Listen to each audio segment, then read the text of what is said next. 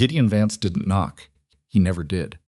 He pushed open Lenora Cade's gate like he owned the land beneath it, his two sons flanking him on either side, and he walked straight up to where she was splitting wood in the cold morning air, a woman alone. Sweat on her collar despite the temperature, her father not 3 months in the ground. Lenora. He said her name the way men say a problem they've already decided how to solve. This farm is done. You know it. I know it. Sell it to me before winter makes the decision for you. She buried the axe in the splitting block and looked at him. Get off my property, Gideon. He smiled that slow, patient smile that men like him save for women and children they've already written off. I'll give you 60 cents on the dollar. That's more than the bank will. If you've ever had someone stand on the ground your family bled for and offer you change for it, you already know how Lenora felt in that moment. And if you haven't, stay with me. Because what happened next on Cedar Hollow Farm that winter is the kind of story that doesn't let go. Before we go further, if this is your first time here, welcome. Hit that subscribe button and stay until the end, because this story only gets deeper from here. And drop a comment below telling me what city or country you're watching from. I want to see how far this story travels. Now let's go back to Cedar Hollow. The debt notice arrived on a Tuesday, which Lenora had already decided was the worst day of the week. It wasn't that Tuesdays carried any particular cruelty on their own. It was simply that by Tuesday, whatever hope she'd managed to squeeze out of Sunday had worn thin, and Wednesday, which at least had the dignity of being halfway through something, hadn't yet arrived. Tuesdays were the days when reality sat down at her kitchen table, put its boots up, and refused to leave. She read the notice twice, folded it, and set it on top of the other two she hadn't answered yet. Her mother, Mabel, was sitting near the stove with a blanket over her knees, her fingers working slowly at a piece of mending she'd been carrying around for a week and a half. Mabel didn't ask what the letter said. She already knew the shape of bad news. At 63, with joints that ached before the weather changed, and a cough that had settled in like an unwanted tenant, she had developed an instinct for it. Breakfast is on the shelf, Mabel said without looking up. I kept yours warm. Thank you, Mama. Lenora didn't sit down. She took the plate, ate standing at the window, and watched the sky over the northwest ridge the way her father used to reading it, measuring it, trying to determine what it was planning. Her father had been good at reading skies. He'd been good at a lot of things. Thomas Cade had died in late July, when the summer still held enough warmth to make death feel almost peaceful. He'd gone quietly in his sleep, the kind of passing that people called a mercy, and Lenora supposed they were right. She had tried very hard to feel grateful for it. Some days she managed. What Thomas Cade had not done, through no fault of his own, was finish paying off the note on the back 40 acres that he'd extended 3 years ago, when 2 calves died in a spring flood and a broken axle on the freight wagon cost more than he'd budgeted for. The note was not large by the standards of wealthy men. By the standards of Cedar Hollow Farm in October 1000, 882, with winter coming and a herd down to 9 cattle and a woodpile that wasn't going to be enough. It was a stone tied around a drowning woman's ankle. She'd already sold 2 pieces of her father's equipment. She'd sold the extra harness and the old hay rake that hadn't worked properly in 4 years. She'd even sold the silver brooch her mother kept wrapped in cotton at the bottom of her sewing basket that one had cost her a night of lying awake, listening to Mabel breathe in the next room, wondering if she'd made the right call. She had made the only call there was. Gideon Vance came by with his offer the following week.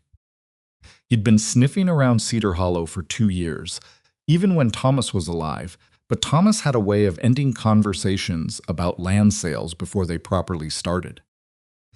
Thomas was gone now, and Gideon had apparently decided that a decent interval had passed. 60 cents on the dollar, his boys standing on either side of him like they'd come to witness a legal proceeding. Lenora told him to get off her property. What she felt, watching him walk back through her gate with that slow smile still in place, was not triumph. It was closer to terror, honestly, because she just refused the only offer she had, and winter was not going to wait for a better one. She went back to splitting wood. She split wood until her arms stopped shaking. Her dog's name was Pepper, and he was old enough that his muzzle had gone gray, and his back legs wobbled on cold mornings, but he still insisted on making his rounds every evening before dark. It was his ritual, and she respected it. Some evenings she walked with him. Other evenings she let him go alone, watching from the porch until he disappeared around the far corner of the barn and came back again, satisfied that the perimeter was intact. It was a Thursday evening in late October when Pepper did not come back from his rounds. Lenora waited 10 minutes. She called for him. Nothing. She pulled on her coat, the heavy one her father had worn for 15 winters, so large on her that the cuffs had to be folded back twice, and took the lantern off the hook by the door. The night was cold enough that her breath made clouds, and the road beyond the farm gate was dark and deeply quiet. She found Pepper about 40 yards past the gate, standing at the edge of the wagon road with his body stiff and his nose working hard. Beyond him, in the ditch where the road bent slightly northwest, there was a man. He wasn't moving, which was the first thing she noticed. The second was that his wagon was gone. She could see the gouged track in the road where it had tipped and dragged, and then nothing, the horse presumably having bolted and taken what remained of the rig with it. The man was on his side, with his coat torn across the left shoulder and one arm tucked against his body in a way that suggested it had argued with something heavier than itself and lost. Lenora stood at the edge of the road and held the lantern up. "Hey," she didn't call it gently. "Hey, you alive?" The man moved. Slowly, the way a person moves when moving is the worst available option. He turned his head toward the lantern, and she could see his face weathered in the way that hands and faces get when they spend most of their time out of doors. A beard that hadn't been planned so much as accumulated, and eyes that were open and tracking, which meant his head was working even if his body was filing complaints. "Alive," he said. His voice was rough and not particularly loud. "Mostly. Your horse run off, along with everything else." Lenora looked down the road in both directions. Nothing in either direction that suggested help was coming. The nearest neighbor was 2 miles by road, and the nearest neighbor who would have gone out in this cold on a Thursday evening to assist a stranger was, she ran through the list quickly, nobody she could think of offhand. She looked at Pepper, who looked back at her with the calm confidence of a dog who had located the problem and was now waiting on the human to figure out the solution. "Can you walk? If I have to, you have to," she helped him up. He was heavier than he looked, which she noted without complaint, and he held most of his own weight once he was vertical, which she noted with some relief. His right arm seemed functional, the left he was protective of. He moved slowly but without drama, which she found she respected in a person. She walked him back to the farm without saying much. At the barn she stopped, because the barn was as far as the offer extended. She was a widow's daughter living alone but for her aging mother, and there were rules about things, even on the frontier. Rules she didn't entirely agree with, but rules that existed whether she agreed with them or not. "You can sleep in the barn," she said. "There's hay, and it's out of the wind." One night, he looked at her in the lantern light. He had steady eyes, the kind that didn't dart around calculating things, which she noticed because she was always watching for that in people. "I appreciate it," he said. "I don't have anything to pay you with tonight." "Didn't ask you to." She brought him a blanket and a piece of bread and half a jar of cold beans from the kitchen, and she told him there would be proper food in the morning if he was still there and hadn't caused any trouble. He said he'd be there, and he wouldn't. She went back inside, checked on Mabel, and lay in bed for a long time, listening to the wind pull at the corner of the roof where one of the shingles had come loose 2 weeks ago, and she hadn't gotten to it yet. One night, she told herself. One night, and then he'd be on his way, and that would be that. In the morning, he had fixed the gate. Not patched it, not propped it, fixed it properly, with a new vertical brace cut from a piece of old timber he'd found stacked behind the barn. fitted and pinned so the gate hung level and swung without dragging. She stood and looked at it for a moment. She fed him breakfast without comment. He thanked her without elaborating, ate what was put in front of him, and asked if there was other work she needed doing before he moved on. He asked it the way a man asks when he intends to actually do it, not the way a man asks when he's hoping to be told no. "Hay rack's broken," she said. "I can look at it." He spent the morning on the hay rack. He fixed it. Not brilliantly, not in a way that would make anyone write it down, but solidly and correctly, with what he had available, and when she tested it that afternoon, it held without complaint. She fed him lunch. By the third day, she had stopped counting days. By the end of the first week, he had fixed 3 things she'd been working around for months, patched a section of the leaking roof over the east corner of the barn, using a method she hadn't seen before, but which stopped the leak completely, and had found a way to make himself useful without ever appearing to insinuate himself. He was quiet in the mornings. He cleaned up after himself. He talked to Mabel with a kind of patient attention that older women deserve and almost never receive from strangers. And Mabel, who had viewed him with the narrowed-eye suspicion she applied to most things that arrived unexpectedly, had softened toward him by the second week. His name was Silas Mercer. He said he was between work. He said he'd been heading west on a job that hadn't come together the way he'd planned. He said this without details, and she didn't push for details, because on the frontier you gave people the room to say as little as they needed to. His hands were scarred in a specific way, not the scars of fights or accidents, but the long-use scars of a man who had spent years holding tools. He carried a folding rule in his coat pocket, a battered thing with a brass hinge, and she caught him using it sometimes when he thought no one was watching, measuring things, checking angles, as if he were always quietly solving a problem no one had asked him about yet. She didn't ask about the folding rule. She didn't ask about a lot of things. What she did ask, on a cold afternoon in early November, when he came in from the woodpile and she was looking at the 3rd debt notice, which had now been joined by a letter from the bank that was considerably less polite than the first 2, was whether he intended to keep drifting west come spring. He sat down at the table. He looked at the letters, which she hadn't meant for him to see, and then looked at his hands. "That depends," he said, "on whether there's a reason to stay."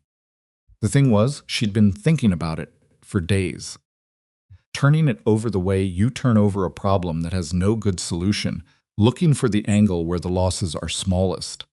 The farm needed hands, real hands, consistent and able-bodied through winter and into spring planting.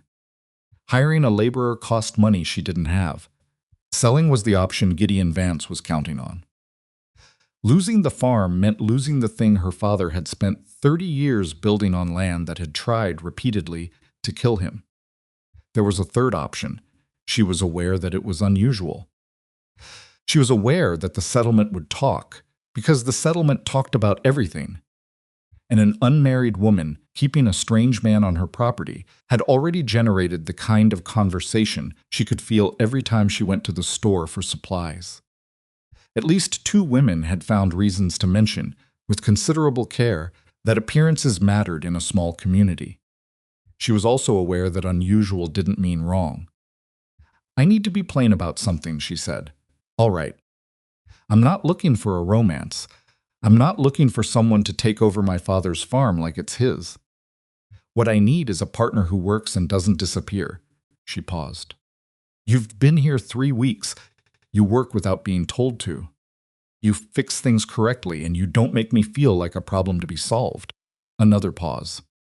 "I'm proposing a practical arrangement. Husband and wife on paper and in work. Nothing more unless we decide different later." He was quiet for long enough that she almost took it back.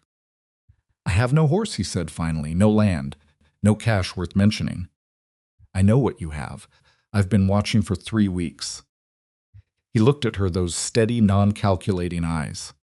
"You'd be taking on a man you know almost nothing about. You'd be taking on a farm that's in debt and a mother-in-law who checks whether you swept up properly." Something changed in his face then. Not a smile exactly, but close to it, the way a thing that has been held tight for a long time loosens slightly. "When?" he said. "Before the roads close. They married on a Thursday, not a Tuesday. She refused to start anything important on a Tuesday in the little church at the edge of the settlement, with the ministers and two witnesses, and Mabel sitting in the first pew with her hands folded and her expression giving nothing away. That night, coming back up the road to Cedar Hollow in the wagon, the sky had gone the particular shade of deep gray. That means serious weather is thinking things over. And the wind had started up from the northwest with the kind of intention that experienced people take seriously. Silas looked at the ridgeline, and then at the farmhouse, and then at the ridgeline again. She watched him do it. "What are you looking at?" she asked. "The angle," he said quietly, almost to himself. "It's not right." She didn't know what he meant. She would understand by spring. But that night, riding home as a married woman for the second time in her life, Lenora Cade had the distinct and unshakable feeling that she had just made a decision that was either the wisest thing she'd ever done or the beginning of a story she couldn't yet see the end of. The wind pushed at the back of the wagon all the way home. The first morning after the wedding, Lenora woke before dawn the way she always did, dressed in the dark the way she always did, and went downstairs, expecting to find the kitchen empty the way it always was. Silas was already at the table with a cup of coffee, studying the wall above the stove with the same expression she'd seen him use on the ridgeline the night before. Not admiring it, measuring it, working something out that he hadn't yet put into words. Stopped in the doorway. "You're up early," she said. "Didn't sleep much." He said it without apology, the way people say things that are simply true. "The chimney draws wrong. I could hear it pulling sideways in the wind." She poured her own coffee and sat down across from him. "Drawn like that for 3 years, we manage." "You manage until you don't." He wrapped both hands around his cup and looked at her directly. "I'm not criticizing. I just want to understand the house before winter gets serious." Lenora considered that. In her experience, men who said they wanted to understand something usually meant they wanted to explain something, which was a different business entirely. But Silas said it the way a man says it when he's about to go look at a chimney, not lecture someone about one. "All right," she said. He went and looked at the chimney after breakfast. He didn't say anything about it for 2 days. That was the thing about Silas that took some getting used to. Most people who knew things about things were eager to demonstrate it. They'd walk into a room and immediately begin telling you what was wrong with it. Silas would walk into a room, go quiet, and then 3 days later quietly fix the thing that was wrong. She kept catching herself waiting for him to announce something, and he kept not announcing it. He spent those first days after the wedding simply watching the farm. Not the way an owner watches walking the fences, tallying the livestock, assessing what he'd acquired. More the way a doctor watches a patient, looking for the thing the patient doesn't know to mention. He walked the perimeter of the property twice. He stood at the northwest corner of the house for a long time one afternoon with his folding rule out, measuring nothing in particular that Lenora could identify. He paced off a line from the farmhouse toward the northwest fence line, counting under his breath, and then stood at the end of that line and turned back to look at the house with a slight frown. When she asked him what he was doing, he said, "Wind mapping." "Wind mapping. You need to know where the cold comes from before you decide how to stop it." She let him be. What she was doing in those same days was trying to figure out how to share a house with someone. Not romantically that particular territory they were both treating with the careful avoidance of two people who have agreed not to step in a certain direction yet. Simply physically. The logistics of two adults who had both spent years developing their own systems for how a household ran and now had to negotiate where those systems agreed and where they didn't. Silas was tidy in a way that seemed unconscious rather than deliberate. He put things back where he found them. He didn't leave boots in the doorway. He rinsed his own dishes. These were not remarkable qualities in a human being, but Lenora had lived long enough to know they were rarer than they should be, and she made a quiet note of each one without mentioning it. He was also, she noticed, careful with Mabel. Not performatively careful, not the kind of loud, demonstrative consideration that some men put on like a coat when there's a woman watching. Simply genuinely attentive. He'd refill Mabel's tea without being asked. He'd pull her chair slightly when she was settling herself near the stove. Once, when Mabel dropped her mending and couldn't easily reach it from the chair, Lenora saw him cross the room, pick it up, and hand it back without saying a word, as if it were the most ordinary thing in the world and not worthy of acknowledgement. Mabel, for her part, watched him the way she watched all things she hadn't yet categorized. But she was watching less narrowly each day. The second week of November arrived with a cold that had opinions. Silas came in from the barn one morning, stomped the frost off his boots, poured coffee, and said, "I want to build something. I need to explain it first, because it's going to look strange." Lenora was darning a sock and didn't look up. Stranger than wind mapping? Possibly. She set the sock down. He explained it at the kitchen table with his folding rule and a piece of paper. The willow trees along the northwest fence line the young ones, the ones she'd been meaning to cut back because they were getting scraggly. He wanted to shape them into a windbreak. Not a solid wall, that was the part, he said, that looked strange. A windbreak with deliberate gaps in it, spaced in a specific pattern, designed not to stop the wind entirely but to redirect it and slow it down. A solid wall, he explained, simply made the wind jump over and come down harder on the other side. A broken wall scattered it. 31 feet out from the northwest corner, he said, marking the paper. That's where the pressure drops before it hits the house. Lenora looked at the paper. How do you know it's 31 feet? He paused just slightly. Experience with cold structures. She waited for more. He didn't offer more. She filed that away in the category of things Silas said that answered the question without answering it, and there were more of those than she'd initially expected. What else? She asked.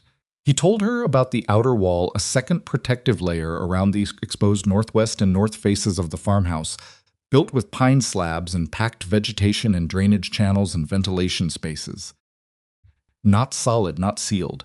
Ventilated deliberately so moisture could escape, because moisture trapped against a wall in winter was a slower disaster than cold air, but a disaster just as sure.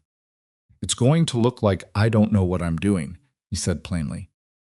At least at first, Gideon Vance is going to have something to say about it. Gideon Vance has something to say about everything. I know. I'm telling you anyway, because I want you to know what I'm building before he tells you it's wrong. She appreciated that, more than she expected to. How long will it take? The ground doesn't freeze hard in the next 2 weeks. I can get the framing done. The willow work can go in after. He looked at the paper. I need some materials I don't have.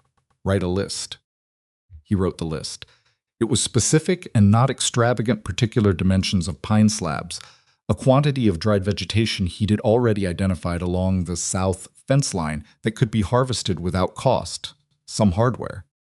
She looked at the list and did the arithmetic in her head, the way she always did arithmetic now, subtracting from a number that was already smaller than she liked. I can manage most of this, she said. The pine slabs are the expensive part. I know. She folded the list. I'll manage it. He nodded and didn't press her on the how of it, which again she appreciated without saying so. He started on the windbreak the following Monday. She watched him work from the kitchen window in the mornings, before her own work pulled her elsewhere the cattle to tend, the firewood split and stacked, the 1,000 small tasks that a farm in November generates without mercy. He was methodical in a way that was almost painful to watch, because it was the opposite of hurried, even when the sky was making threats. He'd measure something, then measure it again. He'd stand back and look at what he'd done from a distance, then come close and adjust something small. Gideon Vance came by on the third day. Lenora saw his horse on the road before she heard the gate, and she was already bracing herself when she heard Gideon's voice carry across the yard toward where Silas was working on the first section of the outer wall frame. That's your windbreak? Gideon's tone suggested he was looking at something a child had built. You leave gaps in a windbreak, man. You might as well not build one. Silas kept working. Good morning, Gideon. I'm serious. You're going to funnel cold air right into those openings. I've been ranching this valley for 20 years. I know you have. Silas fitted a brace, checked it with his thumb. The gaps aren't to let air in. They're to break up the pressure front. A solid wall creates backwash. This doesn't. That's a theory. Physics. Gideon made a sound that was not agreement. He stood and watched for another minute, his boots planted like a man who is certain he's right and is waiting for the evidence to arrive and confirm it. Then he looked at the outer wall framing. And that. You're going to trap moisture in there and rot the farmhouse from the outside in. Silas stopped. He looked at Gideon for a moment. You might be right about part of it. I'm putting drainage channels at the base and ventilation at the top. Whether that's enough, I'll know in a few weeks. Gideon hadn't expected that. Lenora, watching from just inside the barn doorway, hadn't expected it either. Most men, when challenged on something they'd built, went one of two directions: they dug in or they folded. Silas had done neither. He'd just said, you might be right, and here's what I'm doing about it, and we'll see. Gideon left without buying anything he'd actually come to borrow, and without being quite as satisfied as he'd arrived. Lenora came out of the barn and walked over to where Silas was going back to work. You didn't have to agree with him, she said. He wasn't entirely wrong. Silas picked up his hammer. The moisture is the real risk. I've been thinking about the drainage channels all morning. She watched him work for a moment. Have you built something like this before? Beat. Something like it. Where? He looked up at her. Montana. High elevation. She waited. It was a construction camp, he said. We had to keep the buildings functional through some bad winters. His voice was level, factual, the voice of a man reading from a report rather than a memory. I learned a lot about how cold moves. Something in the way he said it closed like a door at the end. Not rudely. Silas was never rude about it, but with a finality she recognized as deliberate. She let it close. She had her own rooms she didn't open for visitors. Tore out an entire section of the outer wall on a Saturday. She heard the sound of it from the kitchen, not a crash, but the systematic noise of a man dismantling something on purpose, plank by plank, and she went out to look. He was standing in front of the north face of the farmhouse, his coat off despite the cold, a section of the new wall frame pulled apart in a pile beside him. He had his hand against the farmhouse siding, and his expression was the expression of someone who has found exactly what they were afraid of finding. Moisture, he said when she got close enough. Here and here. He pointed to two places on the siding where the wood was darker, damper than it should be. The drainage channel isn't deep enough on this section. I said it wrong. Can you fix it? I'm fixing it. I mean, it's a full day's work. I know. He was already pulling another plank free. It'll be dark before I'm done. She stood and watched him work for a moment.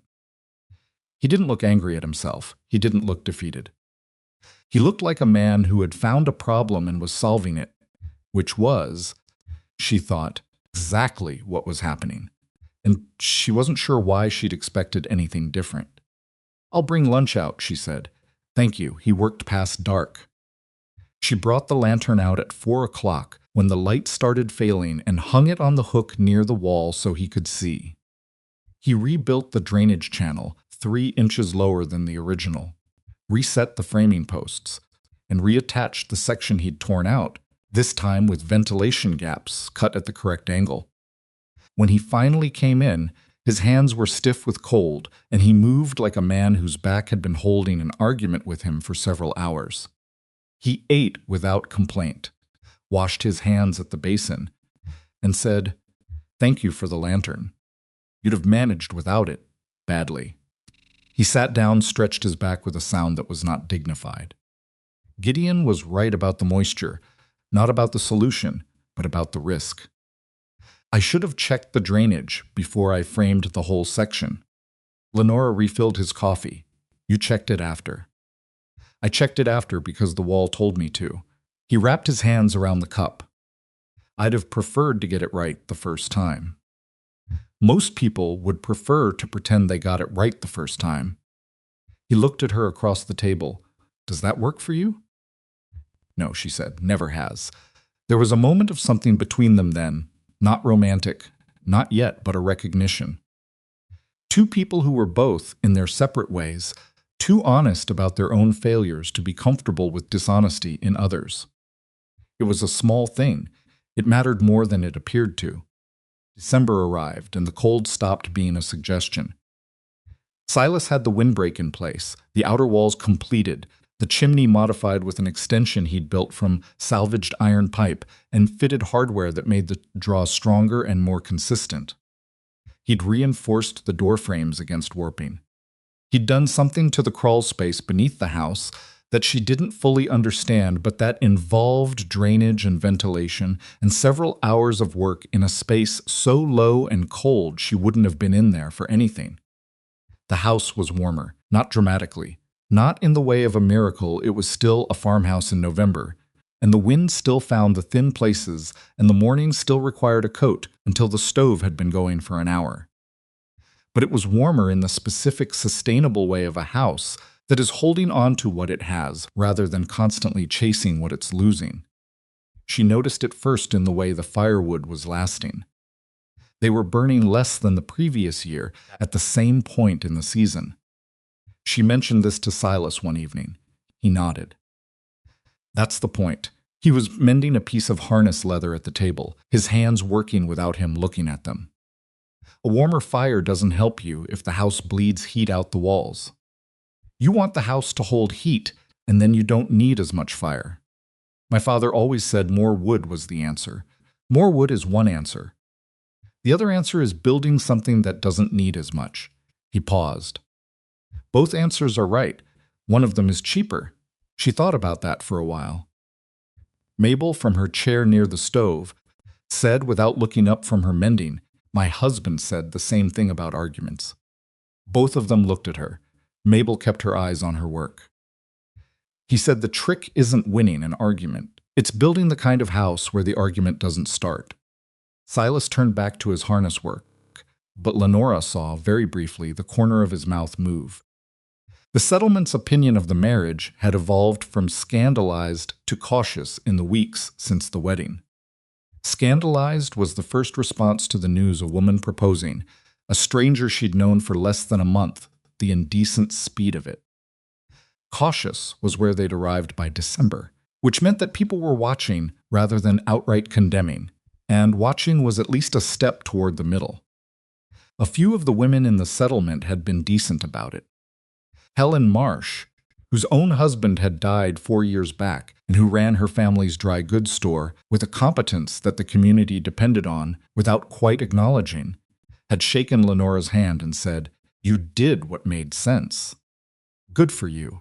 That had meant something. Others were less generous. Lenora was aware of the conversations, not because anyone said anything directly to her face they knew better than to do that, but because small communities have a way of leaking information even when they're trying to contain it. She heard it in the careful pauses when she came into the store, in the questions about Silas that were phrased as concern, but were shaped like suspicion. Where was he from exactly? Did she know his people? Had she made inquiries? She had not made inquiries, no. She had watched a man work for 3 weeks and made a decision. She understood that this was not how things were supposed to be done, and she was prepared to live with that. What she was not prepared for, what she had not, in her practical reasoning, accounted for, was the slow business of learning who she'd actually married. Not the facts. The facts were still thin. Somewhere in Montana, something to do with construction and cold weather building, family that wasn't much mentioned. What she was learning was the texture of him, the things you can only learn by living alongside someone through the small hours and the difficult days. He was patient with situations and impatient with inefficiency, which was a combination she found she understood. He read when he could find something to read, which wasn't often, and he read the way some people eat when they're hungry, fast and without ceremony. He had opinions about load-bearing structures that he expressed with more passion than he seemed to realize. He was better at apologizing than most men, which was to say he actually did it and didn't treat it as a defeat. He dreamed badly sometimes. She could hear it through the wall they shared, not words, just sounds, and sometimes the creak of the bed as he came awake suddenly. She never asked about it. Some mornings she could tell by the way he held himself at breakfast that the night had been difficult, and on those mornings she made sure the coffee was strong and she didn't put anything else in front of him until he'd had it. He noticed. She could tell he noticed. He never said anything about it. Neither did she. She was beginning to understand, possibly its own kind of language. The day that changed everything came on a Tuesday, which Lenora would later think was appropriate. She had been right about Tuesdays all along. A man came through on the wagon road, a railroad supplier named Fowler, who stopped at the settlement general store for supplies, and then came down the north road and passed Cedar Hollow, going slowly enough that he saw Silas splitting wood beside the barn from the road. Lenora was in the yard when it happened. She saw the wagon slow. She saw Fowler stand up slightly from his seat, the way a man stands when he wants to see something more clearly. She saw him look at Silas for a long moment with an expression that was not the expression of a stranger looking at another stranger. That's Fowler started and then caught himself. Then he didn't catch himself quite well enough. Mercer? Silas stopped mid-swing. The axe came down the rest of the way on its own momentum. He set the handle against the block and turned around slowly, and even from 30 feet away, Lenora could see his body change. Not dramatically, just the way a man's body changes when something he has been successfully avoiding has walked up the road and found him anyway. Fowler was already climbing down from the wagon. "It is you." "I heard you'd gone. They said you'd left the territory." Nobody knew where. He was coming through the gate, hand extended, the genuine relief of a man who has found something he thought was lost. "Your uncle's been half out of his mind trying to—" Silas's voice was quiet and exact. "Good to see you." Lenora stood very still. Fowler shook Silas's hand vigorously, and then seemed to notice Lenora standing in the yard, and he turned with the particular look of a man who has just realized he's said something in front of someone who wasn't supposed to hear it. "Ma'am," he said. "This is my wife," Silas said. Fowler looked at Silas, then at Lenora, then back at Silas with an expression that was trying very hard not to be the expression it was. "You're a pause that contained more information than most sentences. "Well, congratulations." He stayed for no more than 20 minutes. He and Silas talked near the fence line, low enough that she couldn't hear most of it, and she didn't try to hear it. She went back to her work in the yard, and she was careful about where she looked. But she heard Fowler say one thing clearly, at the end, when he was climbing back up onto his wagon and Silas was standing at the gate. "I'll tell him I found you," Fowler said. "He'll want to know." Silas said something she couldn't catch. Fowler drove away. Silas stood at the gate for a moment, his back to her. Then he picked up the axe and went back to splitting wood. Lenora kept moving. She finished what she was doing in the yard, went into the kitchen, put water on the stove, and stood looking at the wall above the stove where Silas had looked on the first morning of their marriage. She was not, she told herself, going to ask right now. She was going to let him come to it in his own time, the way she'd let him come to everything. And if his own time turned out to be never, then she would have a different conversation. She heard the axe striking wood in a steady rhythm outside.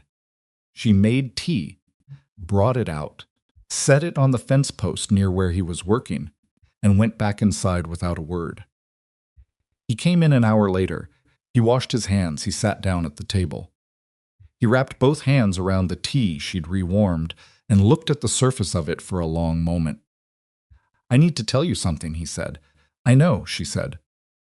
He stopped, started again. "There are things I should have told you before we married." She sat down across from him. The kitchen was quiet except for the stove and Mabel's soft breathing from the next room where she'd gone to rest. "Then tell me now," Lenora said. He looked up from the tea. He opened his mouth. And then, from outside, the wind picked up from the northwest with a sound like something being torn, and the barometer that hung on the kitchen wall, the one her father had brought from his own father's house, swung hard and fast toward a number that made Lenora's stomach drop. Not tonight. Whatever Silas had been about to say, whatever the man named Fowler had known that she didn't, was going to have to wait. Because that barometer didn't lie, and what it was saying right now was that something large and serious and deeply cold was coming down out of the northwest, and Cedar Hollow Farm was sitting directly in its path. Silas looked at the barometer. His face, for the first time since she'd known him, went pale. "How long before it hits?" she asked. He was already standing up. Not long enough. He pulled his coat off the hook. His hands were moving with the specific urgency of someone who is not panicking, but is operating at the very outer edge of the time they have. He went to the door, opened it, and looked at the sky, and the sky looked back at him in a way that, even from the doorway, made Lenora feel the temperature of it in her chest. He turned back. "I need to get ahead of this. There are things I haven't finished. Tell me what to do." He paused at the door. The wind was already loud enough that she had to raise her voice slightly. "Get Mabel's room as warm as you can and keep it there. Bank the stove high and don't let it drop. Check the barn latch if the wind comes the way it looks like it's coming. That latch won't hold on its own. And you? I'll be outside." He was already moving. "Don't come out unless I call for you. The temperature's going to fall fast, and I need you inside where it's—" "Silas." Her voice stopped him. "Whatever you were about to tell me in there." "Whatever it is you haven't said." She looked at him steadily. "It's going to wait." His face did something complicated. "We get through this first," she said. "Then we talk." He held her gaze for 1 second, too.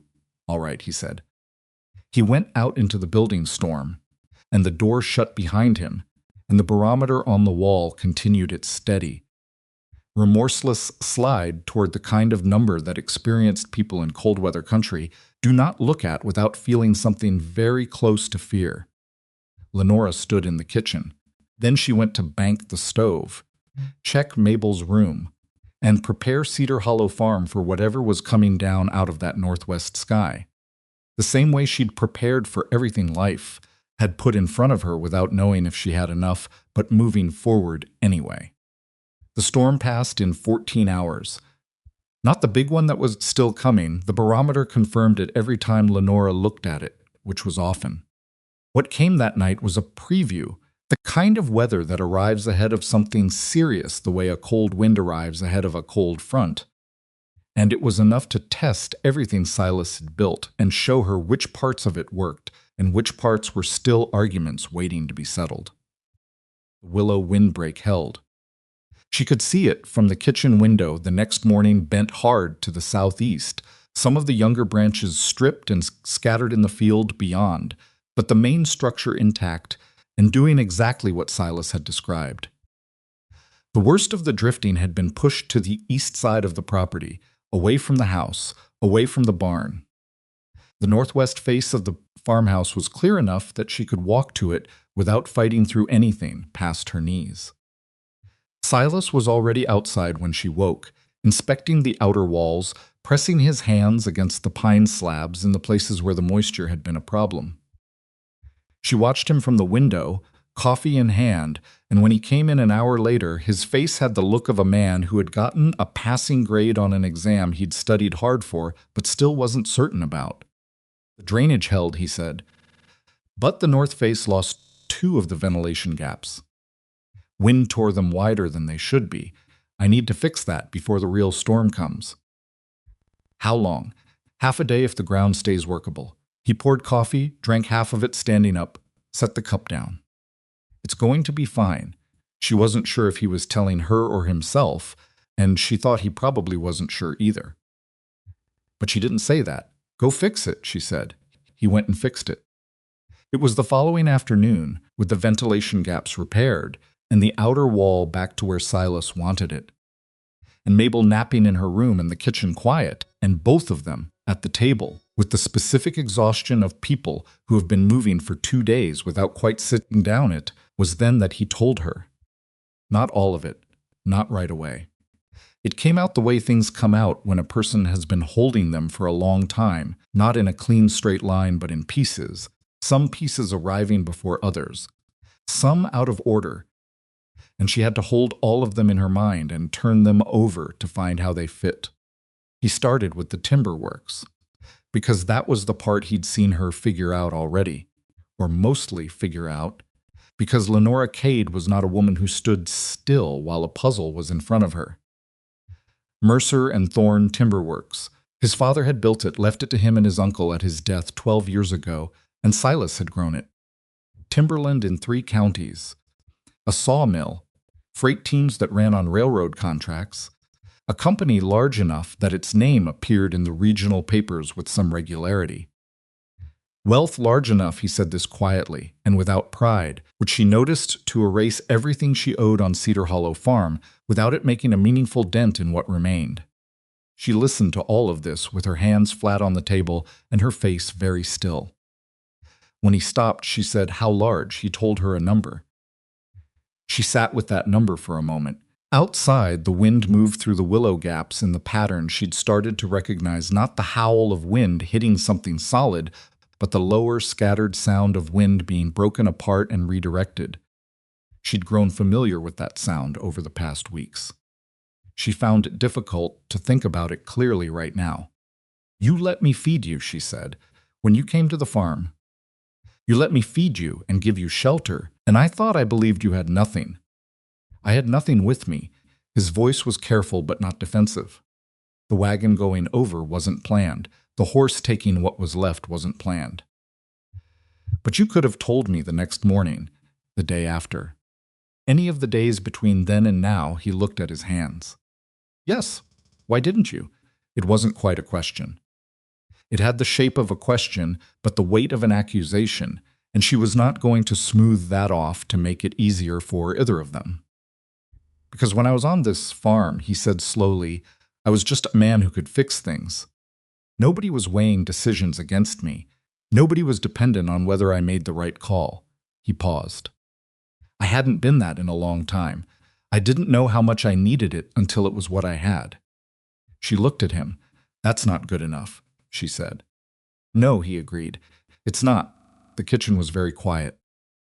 "I married you," she said, and her voice was steady, only because she was holding it steady deliberately. "Because I needed help, and I thought we were 2 people trying to survive. That's what I told myself I was doing. That was the arrangement. I know. I fed him when I thought he was hungry." Those were her words, not his. And they came out without permission. Honest in the way things are honest when they've been sitting in your chest too long. "I gave him a blanket and beans from my own jar, and I thought he was cold and had nothing." And he was what? Comfortable. His whole life comfortable. Not comfortable.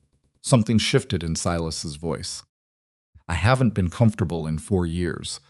That's the other part." She looked at him. "There's more," she said. It was not a question this time either. He was quiet for so long that she almost told him to stop, to save it, that she'd heard enough for one day.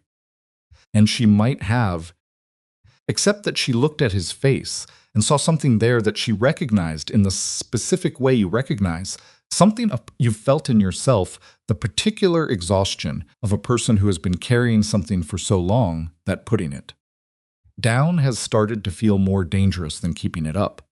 She waited. He told her about Montana. She would think later that he told it the way a man reads a report he wrote about himself, with a kind of clinical precision that was its own form of armor. Every fact exact, every detail accounted for. The emotions kept at a professional distance, like he was afraid that if he let them get closer, they'd knock something important over and he'd never get it back upright. High elevation construction camp, winter of 1878. A slope above the camp that had been loading with snow for 3 weeks beyond what was safe, and Silas not a foreman, not yet. But a man whose opinion about structures and cold and weight and risk was already trusted enough that people listened when he spoke, had done the measurements, and understood what the measurements meant. He had written a formal warning. He had given it to the site manager and the regional supervisor both. He had explained in specific terms what the snow load represented and what the likely outcome was if the camp wasn't relocated down the valley by a specific date. They had received his warning. They had said they understood. They had said relocation would begin within the week, because moving a construction camp was an enormous and expensive undertaking, and the schedule was already behind, and the weather was supposed to break. The weather did not break. The week passed. Silas had gone back to the site manager. He had said, "We need to move today." The manager had said, "The order is coming. Be patient. These things take coordination."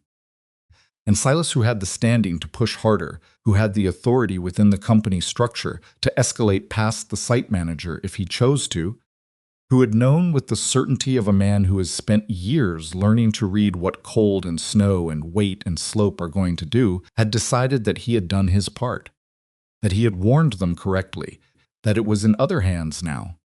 He had gone back to his own work. 3 days later, the slope broke. The snow came down in less than 40 seconds. She would learn that later, from the way he described the aftermath, the absence of sound, where there had been sound, the transformed landscape, the specific horror of a place you know suddenly becoming something you don't recognize. 14 men were in the path of it. 7 survived.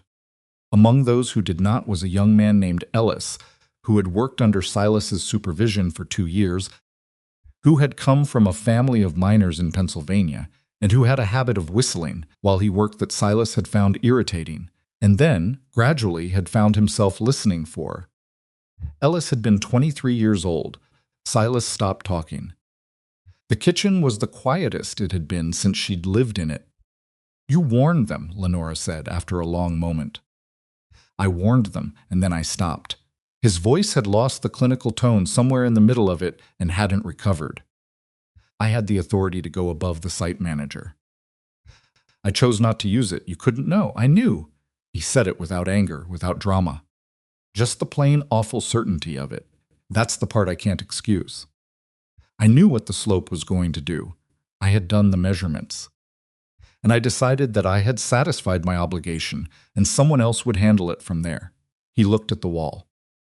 7 of them survived because they happened to be on the east side of the camp. Not because I did enough. Lenora looked at his profile, the lines of him in the kitchen light, the scarred hands on the table, the battered folding rule he'd set down on the chair beside him.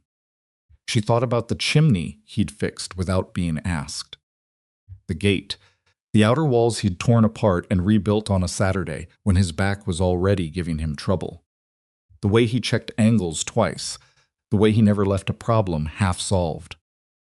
She understood sitting there that she had been watching a man try to become someone who never made that particular mistake again.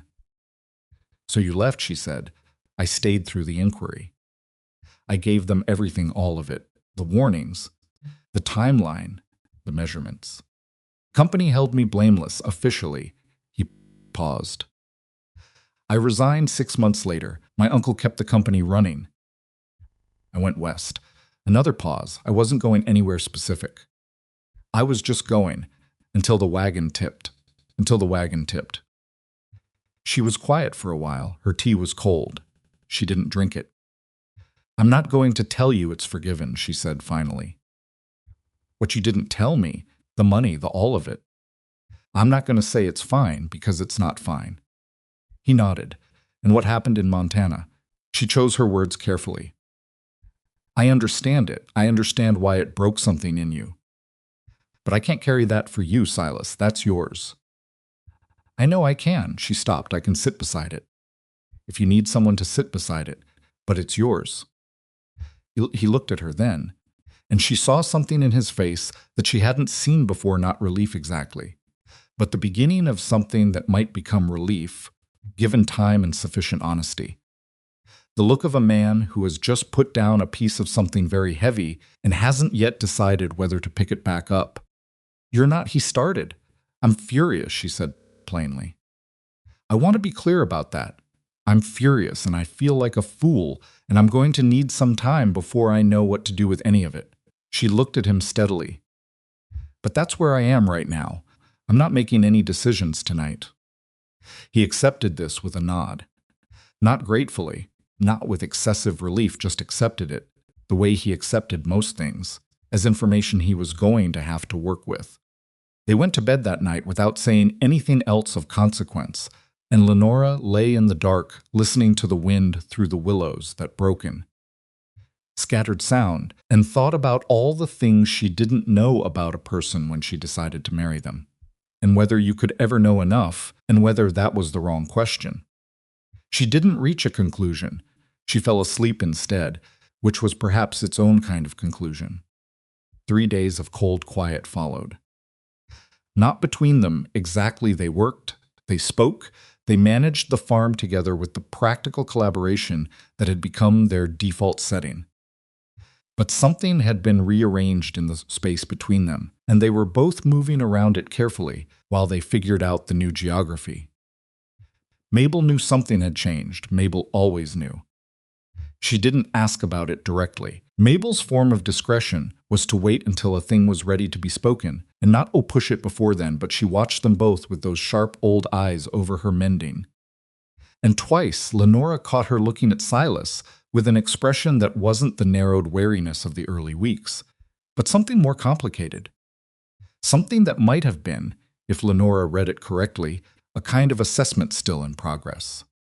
The financial reality of what Silas had revealed settled over the farm slowly, the way heavy things settle.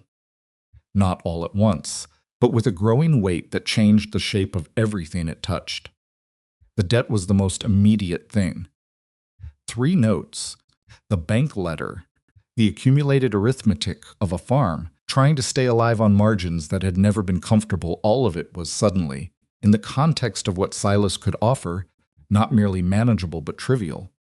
1 conversation with a banker, 1 letter to the right person. The numbers that had been keeping her awake at 3 in the morning were, from a certain angle, already solved. She found this more difficult to sit with than the deception, which surprised her. The deception she could be angry about. Anger was clean. Anger had direction. But the realization that the problem she'd built her survival around, the problem that had driven her to propose marriage to a stranger on a November afternoon, was not actually a problem anymore. This had a more disorienting quality. She had been so busy surviving that she'd stopped being able to imagine not having to. She didn't tell Silas any of this. She was still sorting it.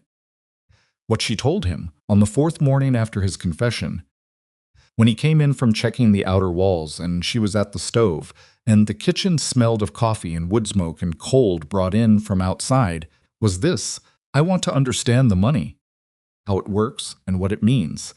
I don't want to be surprised again. He sat down. All right.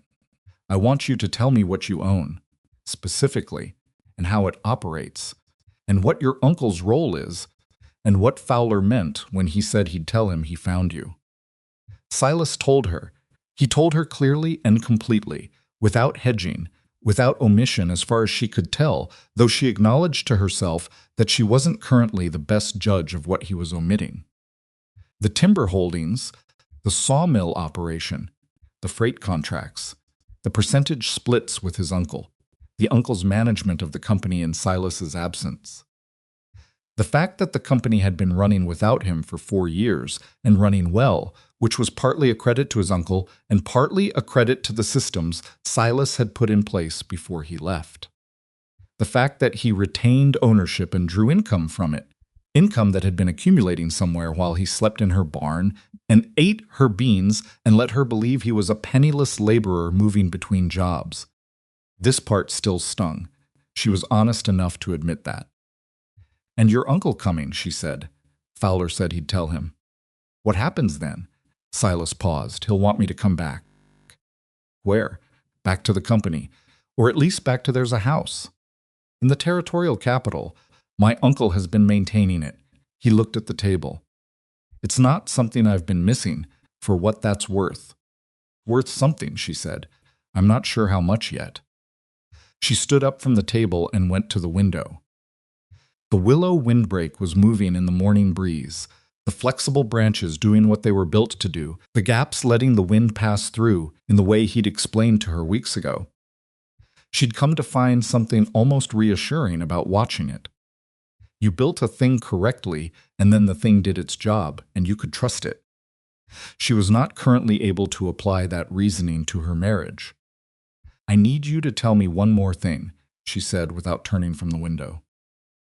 "All right, when Fowler recognized you." On the road she turned. "Were you glad or sorry?" He thought about it. She gave him the time to think about it, because she wanted an actual answer, not a fast one. "Both," he said. "Glad in the way you're glad when something you've been dreading finally arrives and you can stop waiting for it. Sorry because—" He stopped, because this was the first place in 4 years where I'd been able to be useful in a way that was just simple. "A thing is broken, I fix it, nobody dies if I get it wrong." "The moisture in the wall," she said. "Yes, or the gate. Or the hay rack." Something moved in his voice, something rough and genuine. "The things I built here, Lenora, I built them knowing what they needed to do, and I built them as well as I know how. And if I got something wrong, I tore it out and started over. That's all. It doesn't save anyone. He stopped again. "It just holds," she said. He looked at her. "Yes," he said quietly. "It holds." She turned back to the window. The barometer on the wall behind her was behaving itself today, holding steady. She was aware that this was temporary. "I'm going to need more time," she said. "I'm not telling you to leave. I'm not telling you to stay. I'm telling you that I need more time before I know what I'm actually deciding." "That's fair. It's not about the money," she said, and she meant it, even though the money was large and strange, and she hadn't yet found a way to stand comfortably next to it. "It's about the fact that I made a decision thinking I knew what I was working with. And I didn't know what I was working with. I understand." "I'm not sure you do," she said, not unkindly. "You've always known what you were working with. You knew when you came to this farm what this farm was, and you knew what you had and what I didn't. I was the one without the full information. That's a different position to be in." He was quiet for a long moment. "You're right," he said. "I've been thinking about it from my side. I haven't been thinking about what it was from yours." She turned to look at him.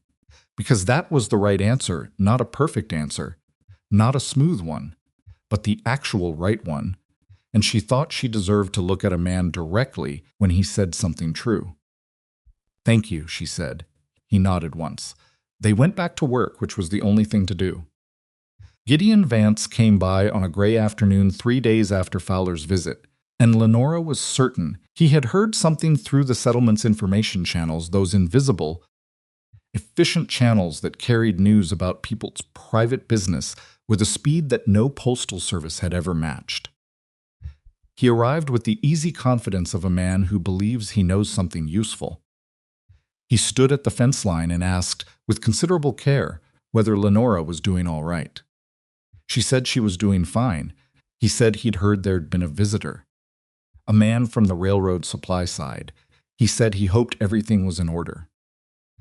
She said everything was in order. He said, looking past her toward the farmhouse, that he imagined things could get complicated when a person's circumstances changed. She looked at him for a long moment. "Gideon, say the thing you came to say, or let's both get back to our afternoons." He reset himself with the slight adjustment of a man who's been caught working up to something. "I've heard some talk," he said, "about your husband, about who he is. And I want you to know." He paused, and for a moment she thought she was going to hear something decent from him, some acknowledgement of the fact that he'd been pressing a woman in debt to sell her family's land for 60 cents on the dollar. That if things get difficult, my offer still stands. She breathed in through her nose. 60 cents on the dollar. Even now, even knowing what he must have heard, he'd come over here to offer her 60 cents on the dollar for her father's land, as if the most recent thing he'd learned about her situation was that she might now be leaving it. "Gideon," she said carefully, "I'm going to say this one time, and I want you to hear it clearly. Cedar Hollow is not for sale, not to you, not for 60 cents, not for anything. And if you come back here again to offer it, I will be considerably less polite than I'm being right now." He looked at her.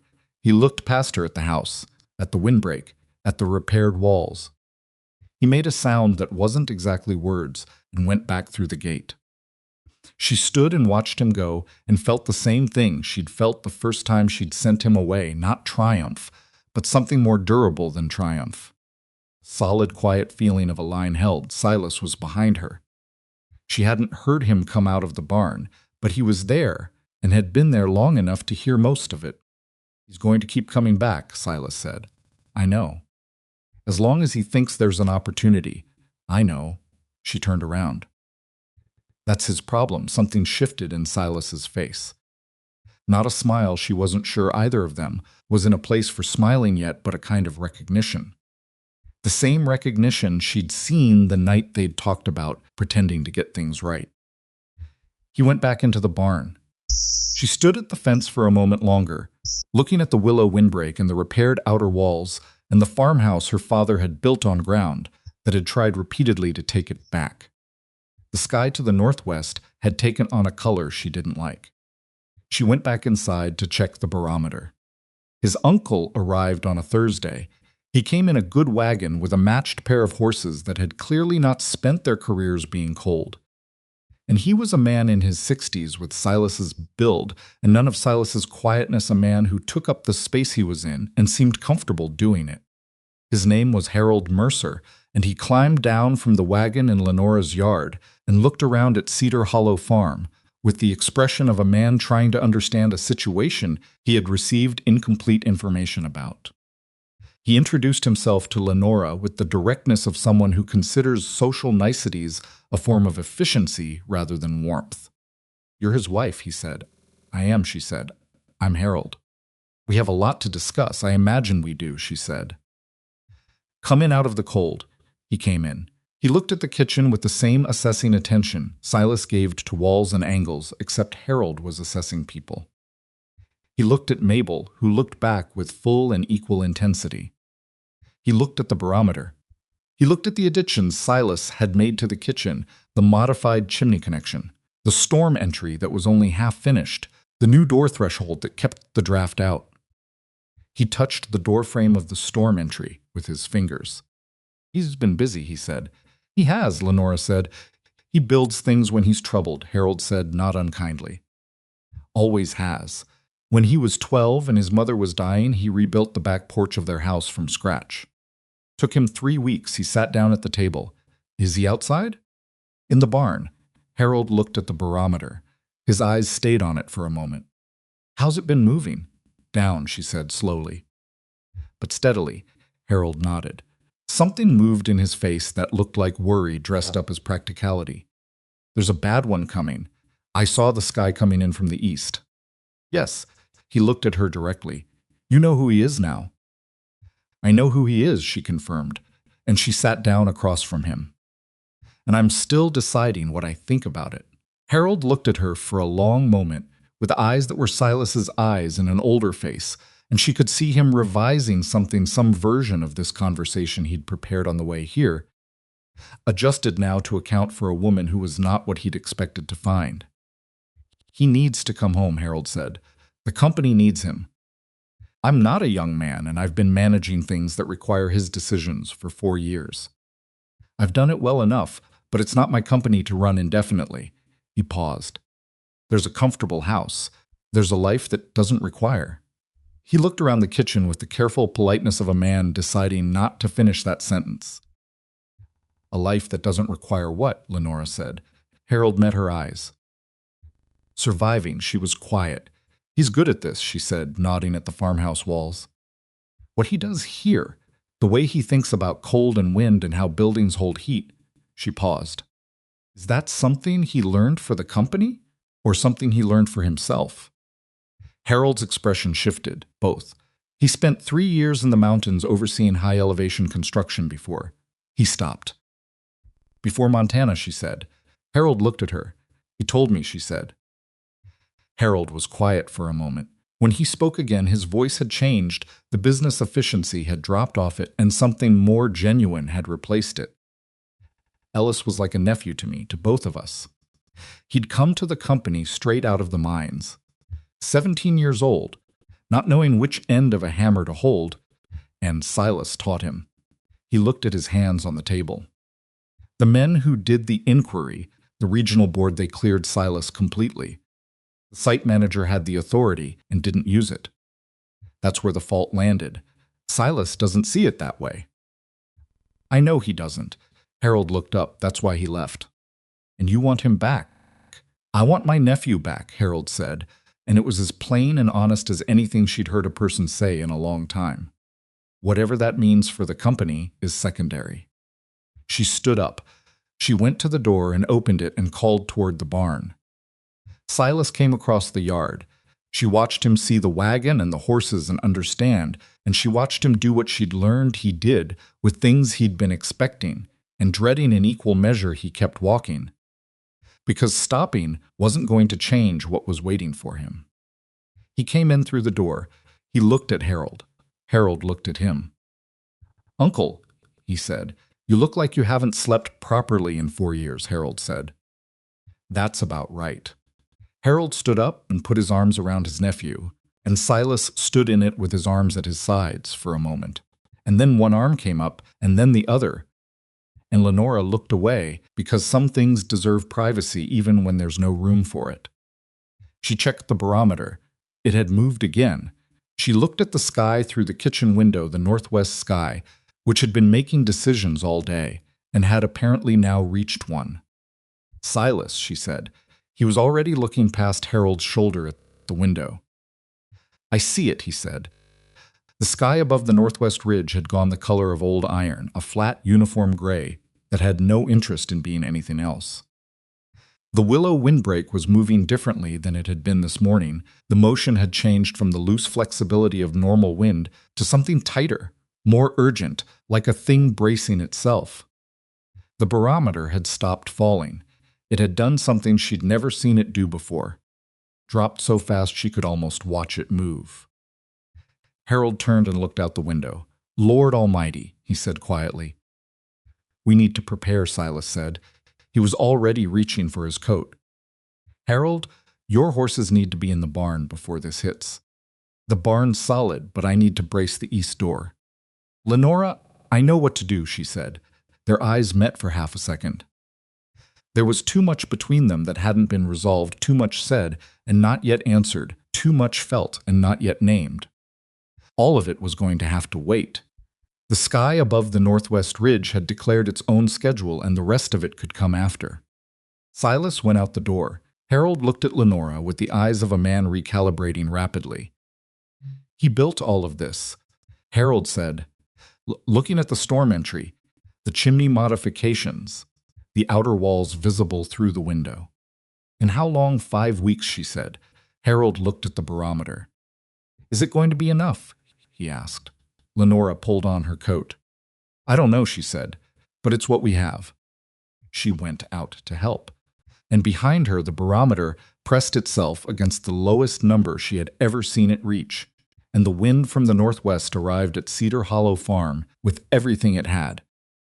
And the willows bent nearly flat before the first real hour of it was done, and the temperature outside dropped so fast that the water in the barrel beside the barn door was solid ice by the time the last of the light went out of the sky. 29 below zero was what the thermometer outside the kitchen door would read, eventually at the deepest part of that night. But by then, they were already in the middle of it, all three of them, and the thing Silas had built was either going to hold or it wasn't, and there was nothing left to do but find out. The first hour of the storm was noise. Not wind exactly. She'd heard wind her entire life, had grown up with it, pulling at the corners of this house, had learned to sleep through it and work through it, and mostly not think about it. This was different. This was the sound of something with weight behind it, something that had been building across 500 miles of open country and had arrived at Cedar Hollow with all of that momentum intact and nowhere left to go. Lenora had the stove banked high before the worst of it hit. She'd done Mabel's room first extra blanket on the bed, the small auxiliary stove that normally sat cold in the corner now lit and drawing. The gap beneath the window frame, stuffed with the wool batting she'd saved from last year's worn-out mattress. Mabel had watched all of this preparation with the specific calm of a woman who has lived long enough to know that the time for calm is precisely when things are moving fast around you. The willow brake is going to hold, Mabel said, as if this were a settled matter. I think so, Lenora said, pressing the last of the batting into the window gap. He measured it 3 times, Mabel said. I saw him from the window. A man who measures something 3 times isn't guessing. Lenora didn't answer that. She tucked the blanket tighter and went back to the kitchen. Silas and Harold had gotten the horses in before the temperature dropped too fast to be safe outside without serious preparation. She'd heard them working in the barn, the sound of hooves and men's voices, and the particular language of 2 people managing animals in a small space, and then the barn door had shut and the storm had swallowed the sound of everything. Silas came back in through the storm entry, and the 2-door design he'd built did exactly what he'd said it would do. The outer door took the wind, and by the time the inner door opened into the kitchen, the worst of the cold stayed in that in-between space. Contained, manageable. She felt the temperature in the kitchen dip slightly and recover. It was not the blast she'd expected. He stood in the kitchen doorway and she could see from his face that he was doing the thing he always did listening to the house, feeling for the places where it was arguing with the weather. Chimney's drawing right, he said. I know. I checked it. He looked at the stove, at the banked firewood she'd arranged, at the extra supply she'd stacked inside the storm entry where it would stay dry and accessible. He didn't say anything about it. He pulled off his outer coat, which was stiff with cold at the shoulders, and hung it. Harold came in behind him, moving more carefully than a man his age probably wanted to admit, his hands working to get feeling back into them. Those horses are better settled than I am, he said. I don't know whether to be impressed or insulted. They're good horses, Silas said. They're very good horses that cost more than this farm is worth, Harold said, and then caught himself and looked at Lenora with the expression of a man who has stepped on something he didn't see on the floor. They're beautiful animals, Lenora said evenly, and that was the end of that. The 3 of them settled into the kitchen. Outside, the storm pressed against the northwest wall of the house with a sustained and patient force that Lenora felt in her sternum more than she heard it. But the chimney kept drawing. The stove kept its temperature. Kitchen stayed, if not warm, then genuinely survivable, the kind of warmth that asks you to keep your socks on but doesn't require your coat. An hour passed, then 2.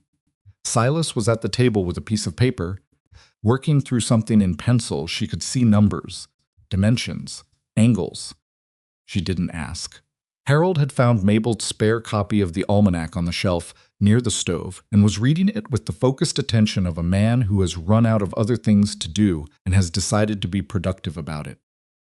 Mabel herself had fallen asleep in her chair. With the cat she technically did not own, it had arrived in the barn the previous spring and simply remained curled against her feet. It was the most ordinary scene imaginable, if you ignored the sound outside. Lenora sat and listened to the house. She'd lived in this house her entire life. She knew its sounds the way you know the sounds of your own breathing unconsciously until something changes. She knew which boards talked in the cold, which window had a rattle that went away in wet weather, which corner of the kitchen ceiling had a creak that meant nothing and had always meant nothing. She knew this house, so she knew around the 3rd hour that something had changed. It was subtle. A shift in the quality of the cold coming through the north wall, not more cold, but a different kind of cold, drier than it should be, which meant something had changed in the outer wall. And beneath it, so quiet she might have imagined it, a sound she hadn't heard before. A low-stress sound, the kind that wood makes when weight asks it to do something it wasn't designed to do. Stood up. Silas looked up from his paper immediately. He'd heard it too. The attic, he said. They both moved at the same time, and that simultaneity, no discussion, no debate. Just both of them reaching the same conclusion from the same information would have been the kind of moment she'd have noticed more if everything weren't suddenly moving very fast. The attic hatch was in the back bedroom hallway. Silas had the lantern and was up the ladder before she could take the rungs from him, which she was going to argue about and then didn't because there wasn't time. She followed him up into the dark and the cold, which was a different quality of cold than the kitchen attic cold, the cold of a space that is outside the warm core of the house and never pretends otherwise. The lantern threw shadows across the roof joists and the accumulated 30 years of things that live in farmhouse attics, old harness leather, a broken chair, 2 trunks she'd never opened in her life, the wooden crib her father had built before she was born. The snow load on the roof was audible up here, the pressing weight of it, and the rafters were doing their job except for one. The west span, the one Silas had looked at and said needed attention and had braced partially, but not completely, because the storm had arrived ahead of his timeline. The brace he'd put in was doing most of the work, but the rafter itself had a crack running along the grain that hadn't been visible from below, and the crack had opened under the weight and the cold and the sustained force of the wind, and if it went completely, the span it was carrying would come down and take the roof with it for 12 feet in each direction. Silas was at the rafter in 3 steps, his hand against it, feeling. "How bad?" Lenora said. "Bad." He held the lantern close to the crack. "It's moving. I can feel it moving. What do we need?" "Another lodgepole. There's one." He looked around the attic. "There, that one." He pointed to a rough-cut pole leaning against the far gable wall, something her father had stored up here years ago for a reason she'd never known and had never needed to know until this moment. "And rope, or wire. I need something to bind it to the existing brace while I get it positioned." She was already moving toward the pole.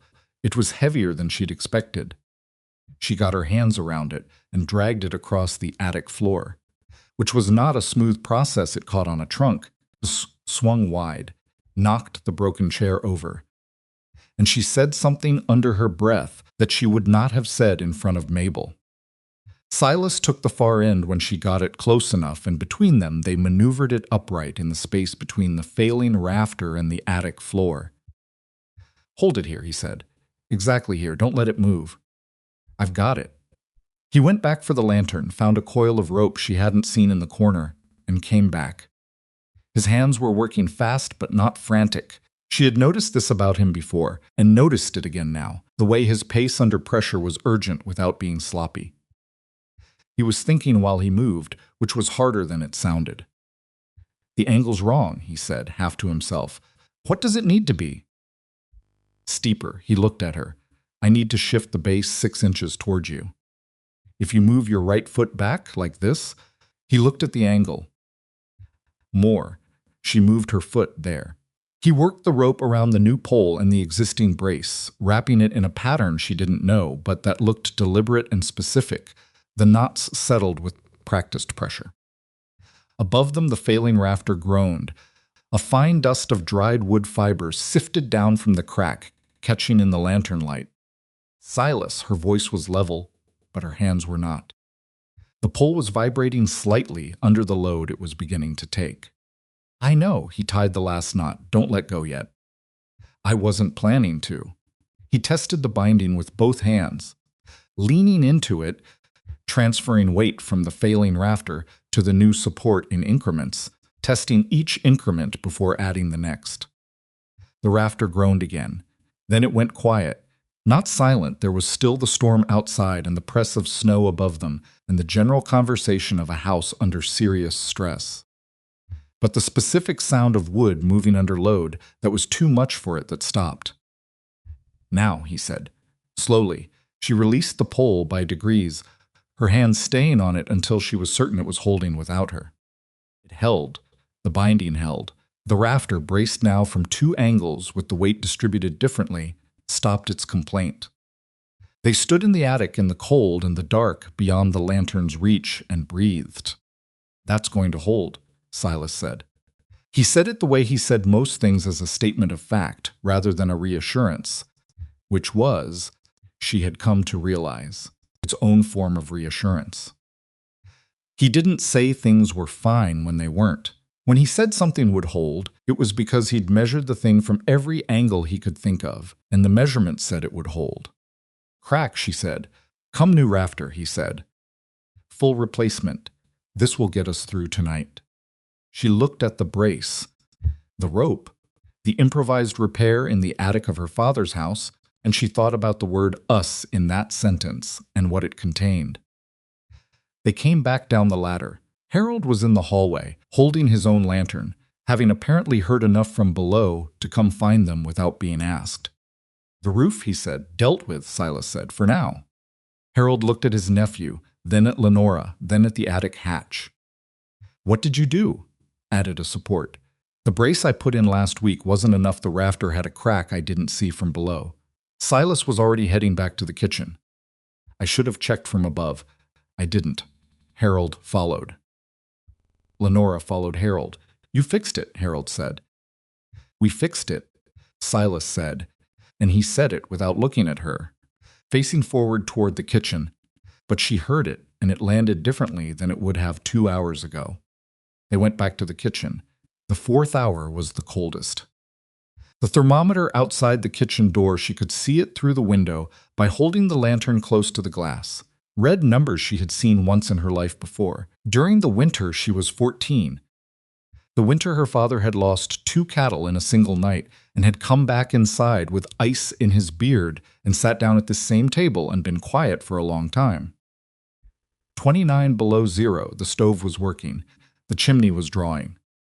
The kitchen held its temperature at a level that was uncomfortable but survivable, the kind of cold that settles into rooms and furniture and doesn't fully release until the outside warms, but the kind that doesn't kill you if you're dressed and moving.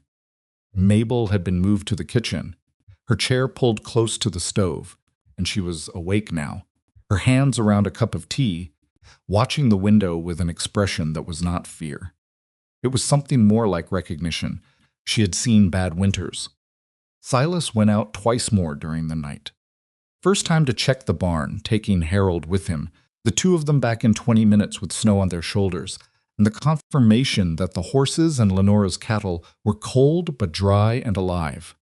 The second time, alone, to check the outer wall after what sounded like something shifting on the north face, and he came back and said one of the drainage channel covers had pulled loose, and he'd refastened it, and the wall underneath was dry. The ventilation was doing its job. The windbreak was doing its job. She went to the northwest window, the one that faced the willow trees, and she held the lantern up and looked out, and what she saw was the windbreak bent nearly horizontal. The flexible branches, taking the force of the storm and distributing it and redirecting it in the way they'd been shaped to do. The ground on the near side of the windbreak, between the trees and the farmhouse, was not the chest-deep wall of drifted snow that would have covered that ground in any previous winter she could remember. The drift was building on the far side of the trees, which was exactly where Silas had said it would build. She stood at the window for a while. She was thinking about the night her father had come in with ice in his beard and sat down at the table and been quiet. She'd been 14. She'd brought him coffee and sat across from him. And not said anything either, because even at 14, she'd understood that some things required silence before they required words. Her father had eventually said, "We're going to lose 2 more before spring if this keeps up." I didn't build the barn right. It's too exposed. He'd fixed it the following April. He'd rebuilt the north face of the barn with better insulation and a different roof pitch. He'd done it correctly, thoroughly, the way Thomas Cade did everything, not brilliantly, not fast, but soundly, and with the whole problem in mind rather than just the part that was convenient. She thought about the difference between her father and Silas Mercer. And then she thought about the ways they were the same, which were fewer but more specific. The measuring things twice, the way they both went quiet when something was wrong and needed thinking through. The willingness to tear something out and redo it when the first version wasn't right. She thought about the attic, The way they'd moved together up there without having to establish who was doing what. She went back to the stove and refilled everyone's tea. Around 4 in the morning, the wind began to change its note. It was still loud. It was still cold, but the sustained, punishing consistency of the worst hours had shifted into something more variable, gusts and pauses and gusts again, which meant the front was moving through rather than sitting. Silas noticed it first.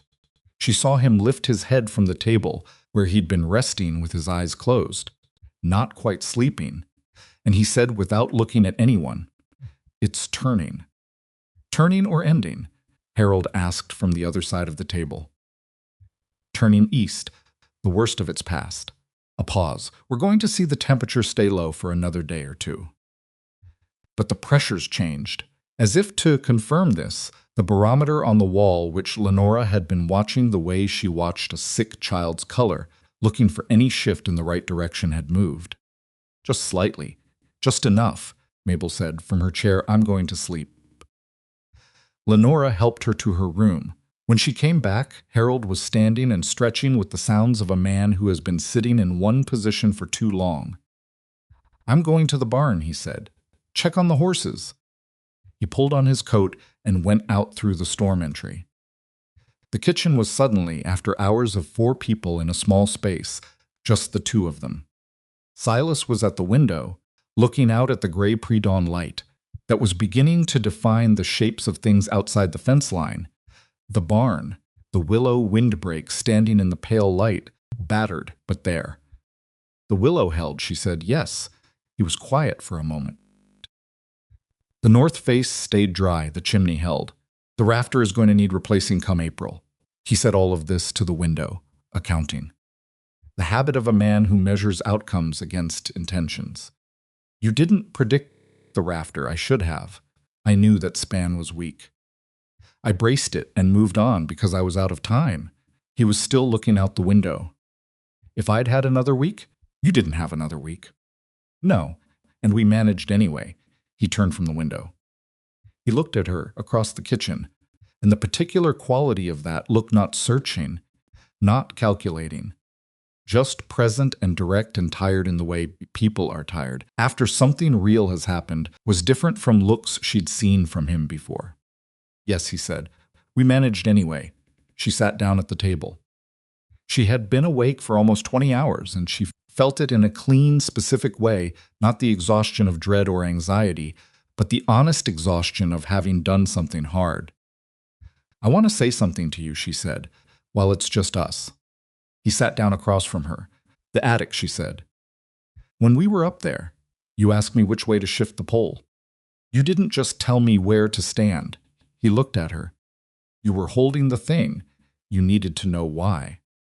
Before, with the outer wall, when there were 2 ways to do the drainage channel, you came inside and asked me which one I thought made more sense. I didn't have the knowledge you had, but you asked anyway." He was quiet. "In Montana," she said carefully, "you made a decision alone. You decided it was in other hands, and you went back to your work." "Yes," he said. The word was flat and without defense. "You're not doing that here." She looked at him steadily. "I don't know if you know you're doing it differently. But you are." He looked at the table. His hands were in front of him, those scarred, work-marked hands, and she watched something move across his face, not breaking, not collapsing, but shifting, the way ice shifts when the temperature turns. "I don't know," he said finally. "It's enough." "Enough for what?" Till he stopped. "Ellis is still dead. The 7 men who survived, I don't know what they think about at night. The families of the ones who didn't.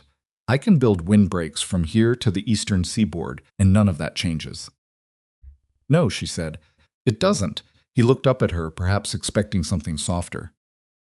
"But you're not building windbreaks to change it," she said. "Are you? You're building them because you know how. Because it's the true thing you can do, and you're doing them with your full attention instead of assuming someone else will manage the part you don't want to deal with." She paused. "That's not nothing." He didn't say anything for a while. Outside, the wind continued its slow shift eastward. The stove ticked with the sound of sustained heat. I want to stay, he said, not because I don't have somewhere else to go. Because I want to be here. I know. The farm is mine, she said, not harshly. Whatever happens between us, whatever we decide together, the farm is my father's land, and it stays mine. I know that. I don't want it to be otherwise. And the debt, she said. The notes, the bank letter. I won't be beholden. If it's cleared, it's a loan, and we arrange terms. I'll not have it be a gift that means you own a piece of what I can decide. He looked at her with something that was unmistakably respect, which she found she needed more than approval. Terms, he said. Whatever you think is fair. I'll think about what's fair, she said. I'll tell you all right. They sat across from each other in the cold kitchen, with the storm winding down outside, and it was the closest they'd been to something real since before Fowler's wagon had come down the road and rearranged everything. I'm still angry, she said. I want you to know that hasn't changed. I know, and I don't fully trust you yet. I trust the work. I trust what you do with your hands and how you think about problems. I trust that you haven't lied to me since you told me the truth. She looked at him. The other kind of trust takes time. Yes, he said. It does, so that's where we are. That's where we are. It was not a resolution. It was not a healing. It was two people at a table in the middle of a long night, being precise about difficult things, which was in its own way more intimate than a resolution would have been. Harold came back in from the barn and announced that the horses were fine and that the barn roof had taken some damage on the east pitch, but nothing structural, and he'd get someone out in the spring to look at it. He looked at Silas and Lenora sitting across from each other at the table and had the good judgment to go put the kettle on without saying anything about what he'd walked into. Sky outside the window was lightening. Not dawn yet, but the suggestion of it, that slow gray transformation that happens before the color arrives. Lenora went to check the thermometer, 29 below. Still. But the barometer had moved another point in the right direction, and the wind against the northwest wall of the house was intermittent now rather than constant, pushing and releasing. And in the releases, she could hear the willow branches moving in the more ordinary way of wind through trees, rather than the desperate flattened motion of the hours before. She came back to the kitchen. Still cold, she said. It'll stay cold, Silas said. 2 more days at least before it moderates. He had his paper out again, the pencil in his hand. The firewood. How much did we use last night? She told him. He looked at the paper, did arithmetic, looked up. We have enough. With the rate the house is holding heat, we have more than enough. She let out a breath she hadn't entirely realized she'd been holding. More than enough, she said. The design was. He stopped himself. Say it, she said. The design worked, he said. Not perfectly. The rafter was a failure on my part. But the core of it, the windbreak, the outer walls, the chimney, the storm entry, all of it performed the way it was supposed to. Harold brought tea to the table and sat down. He had been quiet through the last part of that, but she could see him listening, and she could see him understanding something about his nephew that perhaps he'd been trying to understand for 4 years. The design worked, Harold said, because you built it right. Because we had time to build it, Silas said, and because he looked at Lenora. Because someone handed me a list of materials and told me to manage it without telling me how tight the money was. Which meant I didn't spend time worrying about the budget. I spent time worrying about the design. Lenora hadn't known he'd figured that out. The pine slabs, she said. You sold something to get them, he said. It wasn't a question. I didn't ask what. My grandmother's clock, she said. The brass one. It was in the front room. He was quiet. It was a clock, she said. The house is still standing. Harold looked between them. He wrapped his hands around his tea and looked at the stove and said nothing, which was the correct decision. Outside, the sky continued its slow lightening, and Cedar Hollow Farm held its warmth in the deliberate, measured way of something built with a full understanding of what it was meant to do and what it was up against. And inside the kitchen, 3 people and 1 sleeping older woman waited for morning the way people have always waited for difficult mornings, which is to say imperfectly and with cold hands and too much tea and the particular relief of having made it to the other side of something that wasn't certain. Morning arrived the way mornings do after severe weather, not gently but completely, the light coming up fast and flat across a world that had been rearranged overnight. Lenora was the first one out, as she was every morning, and she stood in the storm entry for a moment before pushing open the outer door. The cold hit her face like a plate of ice. 29 below did not negotiate, but the yard was navigable. The path to the barn was buried under 2 feet of snow on the south side and nearly clear on the north side, where the outer wall had done its work and the windbreak had done its work, and the drifting had gone where Silas had calculated it would go. The farmhouse itself stood in what was almost a clear pocket, the wind's worst work displaced to the east and south, where it built in sculpted hills that would take 3 warm days to settle. She stood in the doorway and looked at it for a while. The willow windbreak was still standing. Some branches gone, some bent in directions they hadn't been bent before, but the structure intact, the gaps in the right places, doing exactly what a well-built thing does when the thing it was built to resist finally arrives. Her father's house, her father's land, still standing. Silas appeared beside her. She hadn't heard him, but she wasn't startled either. She'd become accustomed to his way of appearing in doorways. He stood and looked at the same things she'd been looking at, and she let him look because she understood that he was doing the same accounting she was doing, measuring what survived against what he'd built to survive. After a while, he said, "We need to get to the cattle before anything else." "I know," she said, "and the rafter needs to be looked at in daylight." "I know that too. They went to work, which was what you did when the storm was over and you were still standing. It was 3 hours of hard, cold, necessary work, the cattle alive and needing water that had to be broken from ice. Harold's horses fed and checked and found to be genuinely fine, in a way that Harold received with visible relief. The attic rafter inspected in daylight and confirmed to be stable for now. The barn's east pitch had lost 3 shingles. One section of the outer fence on the south boundary had a post pulled loose by the drifting weight. These were real losses, and they noted each one. They were also, placed against what might have been, manageable. When they came in for the midday meal, Mabel was at the stove. She had gotten herself up and gotten herself to the kitchen and started a pot of something that smelled like the specific soup she made when she felt the household needed feeding properly, which was its own form of communication. She put bowls in front of all 3 of them without ceremony and sat down with her own. Harold ate in the focused way of a hungry man who has been cold for 12 hours.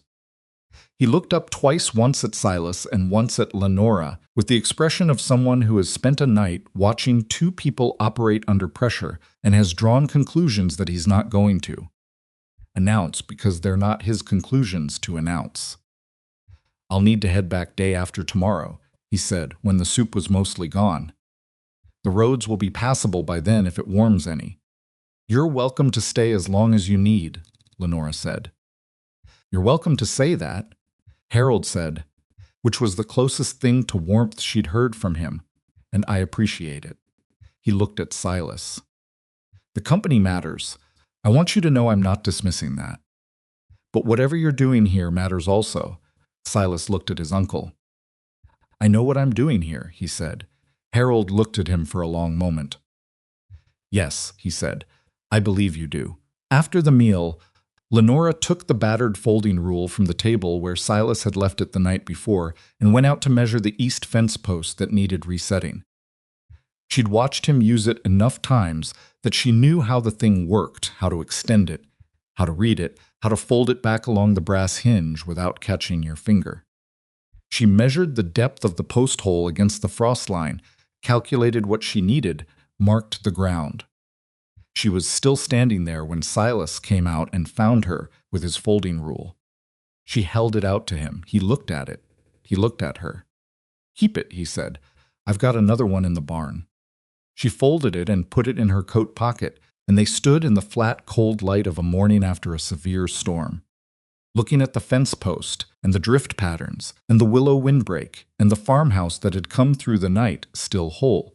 And Lenora thought about what her father used to say, which was that a farm wasn't a thing you owned, but a thing you were responsible for, and that the difference between those two positions was the difference between a man who deserved the land and a man who just happened to have it.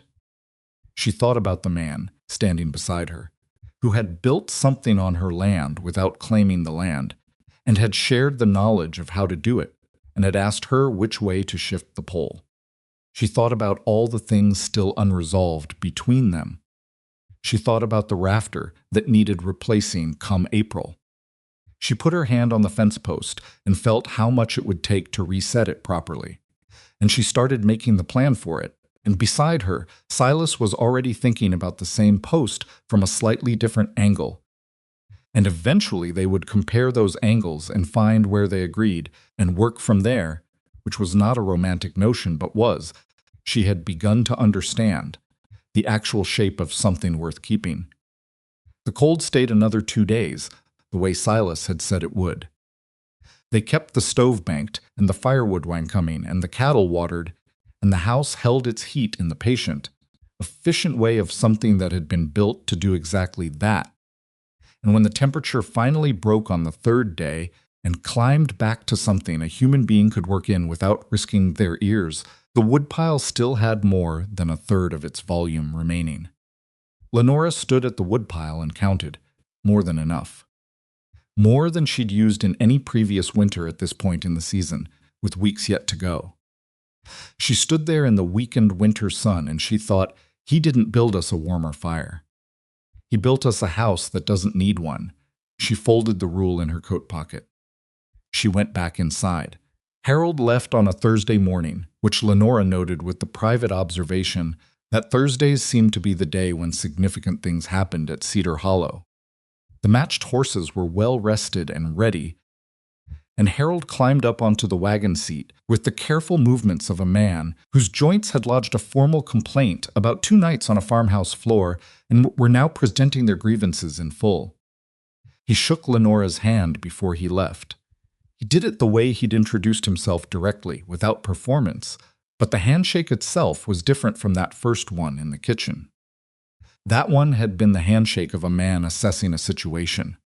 This one was the handshake of a man who had assessed it and arrived somewhere he hadn't expected. You run a tight operation, he said, for what the resources are. Thank you, she said, and meant it without entirely forgiving the qualifier. He looked at Silas, who was standing at the gate. Whatever passed between them in that look was not translated into words. Harold was not. She had learned. A man who translated things that didn't need translating. He simply nodded once, and Silas nodded back, and Harold clicked to the horses and drove out through the gate and down the road, and the sound of the wagon diminished and then disappeared into the cold air. Silas watched the road for a moment after Harold was gone. He's not going to stop asking you to come back, Lenora said. No, Silas agreed, but he understands now that asking is all he can do. She looked at him. Does he? Silas turned from the road. He's a practical man. He understands decisions when they're made clearly. A pause. I was clear with him last night. She'd heard them talking in the front room after she'd gone to bed, not the words, just the tone of it, the back and forth of 2 men who know each other well enough that they don't have to build up to things. She'd fallen asleep before it ended. What did you tell him? She asked. That I was staying. He said it simply, without the weight of announcement. Just information, that the company can have my decisions on paper and my capital when it's needed, but my time is here. He can hire 3 men with what he saves on my salary to do what I was doing before, and they'll probably do it better because they'll want to. Will they? I was good at it, he said. I didn't want it the way you need to want something to do it well for the long run. He looked at the farmhouse, at the outer walls, at the willow windbreak standing in the winter light. This I want. She didn't say anything. The cold was sharp and specific, the kind that meant business, and they were both standing in it without coats, which was the kind of thing you did when you were having a conversation and forgot to prepare for it. "Come inside," she said. "There's work to do. There was always work to do." That was the truth of a farm in winter, the relentless, practical truth of it. No resolution of a personal crisis was going to stop the cattle from needing water, or the stove from needing wood, or the fence post from needing to be reset before the ground froze harder. The farm didn't care about the state of her marriage. It cared about whether she showed up. She showed up. So did Silas. They worked through the days after the storm with the focused efficiency of two people who have survived something together and have not yet decided what to say about it. And there was a particular quality to that kind of work, honest and direct, and without the performance that people sometimes put on when they're trying to prove something to each other. They weren't proving anything. They were just working. Gideon Vance came by on the 4th day after the storm. Lenora saw his horse at the gate and felt the specific tightening in her chest that Gideon reliably produced, and she set down the tool she was holding and went to meet him, because meeting Gideon at the fence line was always better than letting him get to the porch. He didn't come to make an offer this time. She could see it before he spoke. The way he was holding himself was different from his usual posture of a man who has arrived with something to propose. He was looking at the farmhouse, at the outer walls, at the windbreak, with an expression she'd never seen on his face before and needed a moment to identify. He was studying. He walked the fence line slowly, looking at the willow gaps, at the way the drifting had fallen on the east side rather than against the house. He looked at the northwest face of the farmhouse, the pine slab outer wall, the drainage channels at the base. He put his hand against the siding the way Silas put his hand against things feeling for moisture, she realized, checking the work. He found none. He stood back and looked at all of it for a long moment. He did not apologize. She hadn't expected him to. Gideon Vance had built his 20 years of ranching on the certainty of his own judgment, and a man like that doesn't apologize for being wrong. He just quietly adjusts and continues forward. Its own kind of honesty, if not a particularly gracious one. "The ventilation gaps," he said, "in the outer wall." How far apart? She almost laughed. Not with humor exactly, but with the release of something she'd been holding. "You'd need to ask Silas. Where is he, barn?" Gideon went to the barn. She didn't follow them. She went back to her work and let it happen. And 20 minutes later she heard voices, not argued voices, working voices, the specific cadence of two men talking about a problem and its solution rather than about who was right. It went on longer than she expected. When Gideon left, he nodded at her from the gate. Not a friendly nod, not a warm one, but a real one, which from Gideon was its own category of communication. Silas came back across the yard and picked up the tool she'd set down and handed it to her. "He wants to build a windbreak," Silas said. "I know." He asked the right questions, a pause eventually. "Work? His property faces south. The wind's different. It'll work if he builds it for his property, rather than copying what I built for ours." He said ours without appearing to notice that he'd said it. She noticed. She let it sit. I told him the principles. What he does with them is his business. She took the tool from him and went back to work. The following morning, early, she heard the sound of an axe on timber coming from the direction of Gideon's property, about half a mile north. She stood at the kitchen window with her coffee and listened to it for a while. Silas was at the table behind her. "He's starting early," she said. "Ground's still workable on the south side," Silas said. "He's smart to start now." She drank her coffee and listened to the axe. The debt was settled in February. Not all of it at once. She had been very particular about that. And Silas had been, she had to admit, very good about letting her be particular. They had sat at the kitchen table with the 3 notes and the bank letter and a piece of paper and worked out a repayment structure that she could live with, which meant a structure that meant something instead of a number Silas wrote and handed to a banker and forgot about. She set the terms, a formal loan between them, at a rate she looked up in the regional paper and confirmed was fair. A payment schedule drawn up in her handwriting, his signature and hers both, which he'd suggested without her asking, because he understood that this was not about the money and never had been. It was about the kind of person she was going to be in her own story. Banker in town, a man named Corbett who had been looking at the Cade debt with increasing impatience for the past 4 months, received Silas's bank draft with an expression of somewhat stunned relief and said very little, which was, in Lenora's experience, the best thing a banker could do under most circumstances. Walking back to the wagon outside the bank, she felt something she hadn't felt in so long that it took her a moment to name it. Lightness. The specific, bodily lightness of something heavy, being no longer attached to you, not gone, not forgotten, but settled. Handled. Behind you, she didn't say any of this to Silas. She just climbed up onto the wagon seat beside him and picked up her half of the reins. He glanced at her. "All right," he said. "All right," she said. They drove home. March came in cold and went out muddy, the way March generally did. And by the middle of it, the valley was in the particular state of late winter that was neither one thing nor another too cold to plant, too warm to pretend winter still had authority, the ground soft in the mornings and frozen again by evening, the sky changing its mind every 3 days. Silas replaced the rafter in the second week of March.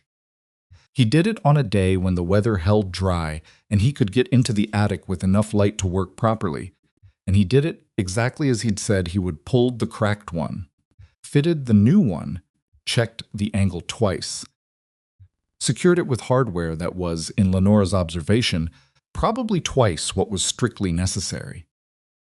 "It's not going to move," she said from the top of the ladder, watching him fit the last fastener. "No," he agreed. "It's not. You're putting in enough hardware for 3 rafters." "I know." He tested it with both hands. "I know it's enough. I just want to be certain." She understood that. She understood it more than she would have 3 months ago. She climbed down the ladder and left him to it. What was happening between them was not a romance in the way that word usually applied. It was quieter than that and more specific, built from a series of small and unglamorous things rather than any single moment. The morning she caught him reading her father's old farming notes, the journal Thomas Cade had kept in his cramped and practical handwriting, and she had expected to feel territorial about it, and instead found that she didn't, that it felt right somehow, like information being carried forward that deserved to be carried. The evening he came in from fixing the south fence to find her at the kitchen table over a column of household accounts, and when she woke, the accounts had been totaled in a different handwriting, not changed, not altered, just finished, because he'd seen a thing that needed doing. The way they moved around each other in the kitchen now, without the careful navigation of the early months, without having to think about whose system was whose, because they had, at some unmarked point, built a shared one. The nightmares were still there sometimes. She still heard him through the wall, still knew by the set of his shoulders at breakfast when the night had been bad. She still made the coffee strong those mornings and didn't put anything else in front of him until he'd had it. He still never said anything about it directly. But one morning in March, after what had clearly been a difficult night, he came to breakfast and sat down and said, without preamble, "I dreamed about Ellis again." She looked at him. He was laughing, Silas said. That's the strange part. In the dream, he was just laughing at something. I couldn't tell what. He wrapped his hands around the coffee cup. He had a laugh like a man who found everything funnier than it was. She sat down across from him. "Tell me about him," she said.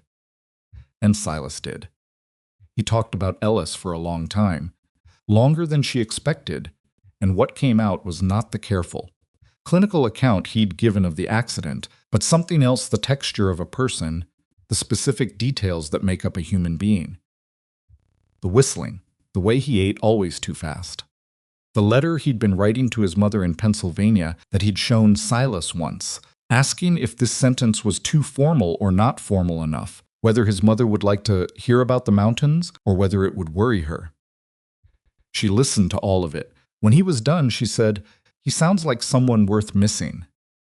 Silas looked at her. His eyes were steady, but there was something behind them that had been given a little more room. "Yes," he said, "he was." They finished breakfast. They went to work. But something had shifted again, and this time the shift was not a rearrangement of the space between them, but a closing of it just slightly, just enough to feel. It was Mabel who first said the thing that Lenora had been thinking for several weeks. Mabel said most significant things at the kitchen table in the evening, often without looking up from whatever she was doing, in the tone of someone reporting an observable fact rather than offering an opinion. This particular evening, she was mending the same sort of mending she'd been doing since October. The endless small repairs that kept a household functional, and Silas was at the other end of the table with his folding rule and a sketch of something for the south corner of the barn. And Lenora was between them with a cup of tea that had gone cold. "You two married the wrong way," Mabel said. Neither of them said anything immediately. "Not wrong," Mabel continued, her needle still working. "Just incomplete. You married for the right reasons at the time." But the time was different then. Lenora looked at her mother. "Mama?" "I'm not criticizing," Mabel said. "I'm observing." She looked up. "Your father and I married in the middle of a hard season, too. The first time we said the words, we were both thinking about whether we'd have enough to get through the winter. The second time, we knew what we were saying." Silas had gone very still on his side of the table. "There wasn't a second time for most people," Lenora said. "No," Mabel agreed. "Most people just kept going from the first one and pretended it was always the second. Nothing wrong with that, but if you have the chance to say the thing you actually mean instead of the thing you meant at a different time." She looked back at her mending. "That's worth something." The kitchen was quiet except for the stove. Lenora looked at her cold tea. She looked at the wall above the stove where Silas had looked on the first morning of their marriage, measuring the chimney draw with his eyes, already solving the problem before anyone had asked him to. She looked at Silas. He was looking at her. "The little church," she said. In the settlement, he held her gaze. "When? When it's not frozen to the floor," she said. "April, when things are growing." Something moved across his face that was not the near smile she'd seen in the early weeks. It was more direct than that. "More open April," he said. Mabel nodded once at her mending, as if confirming that this was the correct conclusion, and she was glad they'd reached it.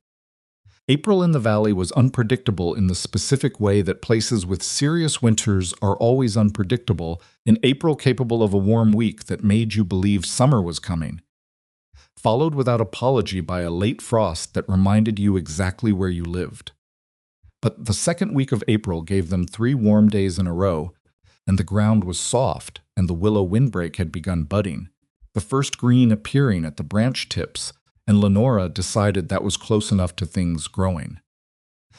They went to the church on a Wednesday, just the two of them, and Mabel, who had dressed herself in her good dress, without being asked and announced at breakfast that she was coming, and that was settled. The minister was a quiet man named Aldridge, who had known Thomas Cade and who had performed their first ceremony in October without asking unnecessary questions, for which Lenora had been grateful. He received them now with the same lack of unnecessary questions, which she appreciated even more this time, because the explanation of why they were doing this twice would have taken more time than any of them wanted to spend standing in a church in April. There were no other witnesses. This was not an occasion for witnesses. This was an occasion for the two people who needed to say the thing and say it clearly. Aldridge said the words. When it came to Silas's turn, he said them, but he also, without prompting, said something else. He said it quietly, not for the minister, not for Mabel, who was sitting in the first pew with her hands folded and her expression doing what Mabel's expression did, which was give nothing away but feel everything. He said it to Lenora. I came to this farm with less than I said, and more than I admitted, he said. I built things here because it was the first place in years where building something felt like it mattered for the right reasons. Company, not for a contract. just for this. He glanced away and then back. I want to keep building things here, not because I have to, because I want to, and I want you to know the difference. She looked at him. I proposed to a man I'd watched work for 3 weeks, she said. I thought I was being practical. I told myself the whole thing was practical. She stopped because the next part was harder to say plainly, and she was going to say it plainly anyway.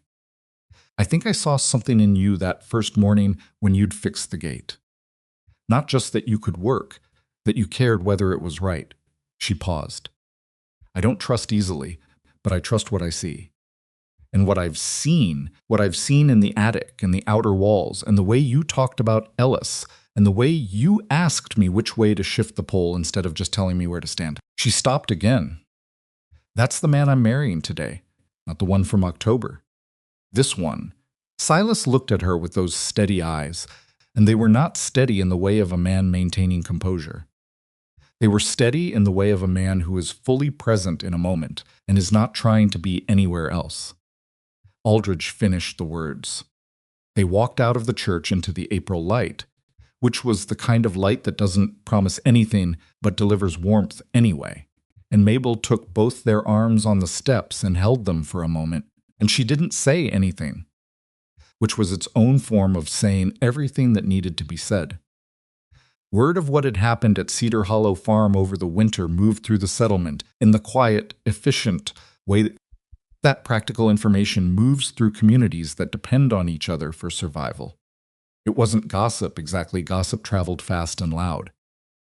This traveled the way useful knowledge travels, from one person to another who needed it, passed along with the specificity of something that had been tested and worked. The windbreak was what people talked about first because it was visible.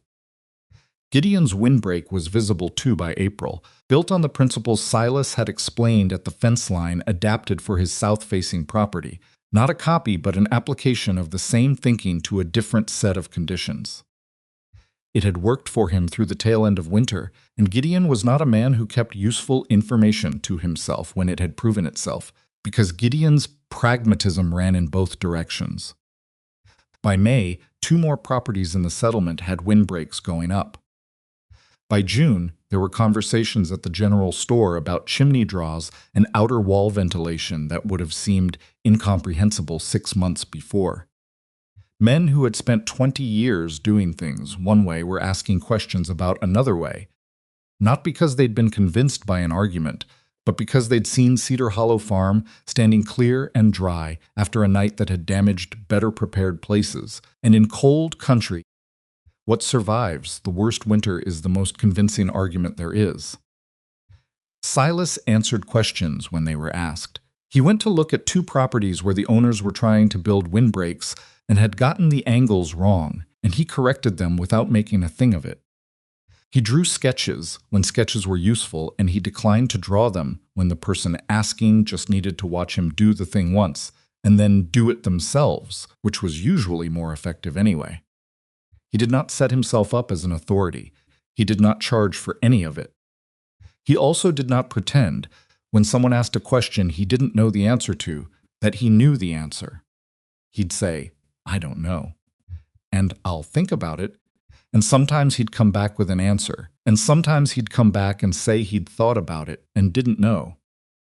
And either way, the person asking trusted him more for it than if he'd produced a confident answer on the spot. Lenora watched this happen across the spring and into the summer.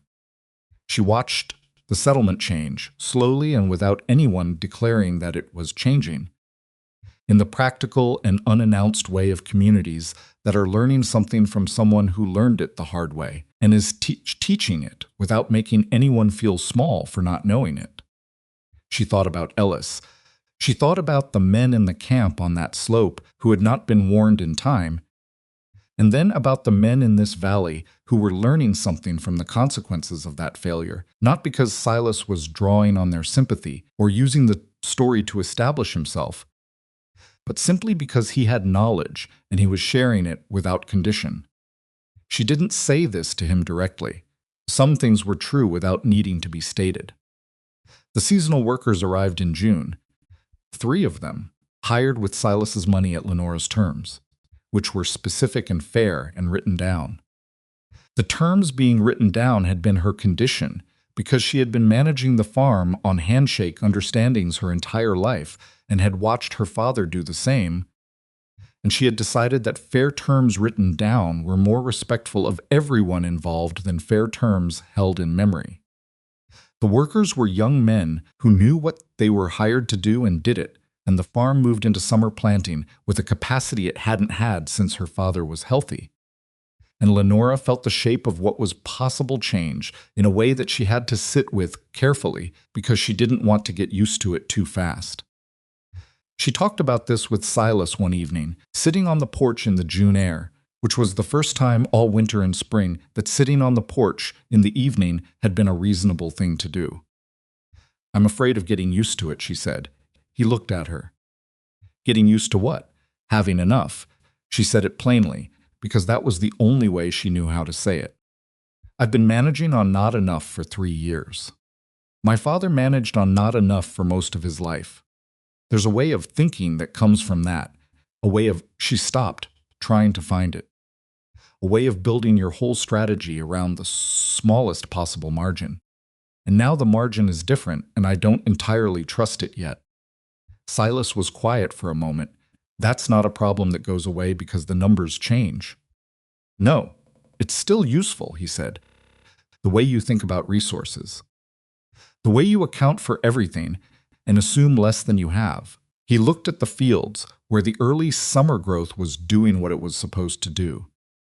"The companies that fail, the ones I've watched, they fail because they stop thinking that way. Because they assume the margin will always be what it is now." "Are you telling me that being poor was good practice?" "I'm telling you that knowing how to survive when things are tight is a skill, and that having more resources doesn't make the skill useless. It makes it more powerful." He paused. "You know how to build for the worst winter. That doesn't stop being valuable because you now have enough wood." She thought about that. "That's a very practical thing to say to someone who is having a feeling," she said. He looked at her. Was it a feeling or was it a question? She considered both. "Then I answered the question," he said. "What's the feeling?" She was quiet for a moment because it was harder to name. "Grateful," she said finally, "which I'm not used to being in a way that feels safe. Usually gratitude is provisional. This thing happened, so I'm grateful, but it could still go wrong. This feels different, and that's what I don't trust." "Can still go wrong," he said. "I know, the rafter can crack again. The cattle can have a bad year. The railroad contracts can shift and change what the company earns." He said it matter-of-factly, not as a warning, but as honesty. "Nothing is certain, but we built the right walls," he said.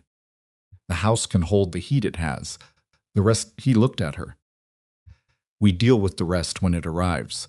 She looked at him in the June light. This man she'd pulled out of a ditch and fed beans and proposed to in her kitchen and married twice. This man with the scarred hands and the battered folding rule and the way of measuring things until he was certain without ever being arrogant about the certainty. This man who had carried a mountain's worth of guilt for 4 years and had not crushed it entirely but had found a way to keep working alongside it. She had not fixed him. She wanted to be clear about that in her own mind, because she had a deep suspicion of stories where a woman fixed a broken man. She hadn't fixed him. He'd started fixing himself some time before he reached her fence line, in the slow and imperfect way of a person who has decided that the work matters more than whether they deserve to do it. She had simply given him a place where the work was real and the results were visible, and nobody died if he got the angle wrong. And he had given her, she took stock of it honestly, the room to be the person who ran the farm, who set the terms, who made the calls. The room to be capable rather than helped, which was a different and more valuable thing than she'd known to want. Neither of them had completed the other. They had complicated each other in ways that made both of them more than they'd been separately, which was less poetic and more useful. "I'm going to check on Mabel," she said.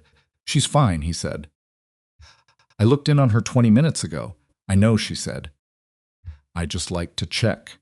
She went inside, and she checked on Mabel, who was asleep and fine. and she came back out and sat back down on the porch.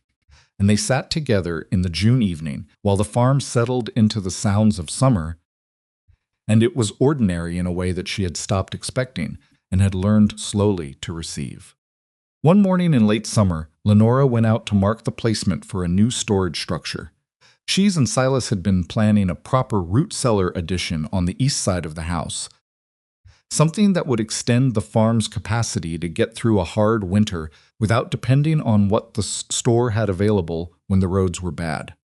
She took Silas's battered folding rule from her coat pocket. She'd been carrying it since the morning after the storm, when he'd told her to keep it, and she had. It was worn at the hinge, and the numbers on 2 of the sections had rubbed almost to nothing from years of use. And the brass was dull in a way that no amount of polishing was going to address, because the dullness was in the metal itself, earned rather than neglected. She measured off the first corner, drove a stake, measured the second, drove another. She worked down the east wall of the house to the place they'd agreed on, measuring carefully, checking from 2 angles the way she'd learned to check things. When she was done, she folded the rule and held it for a moment.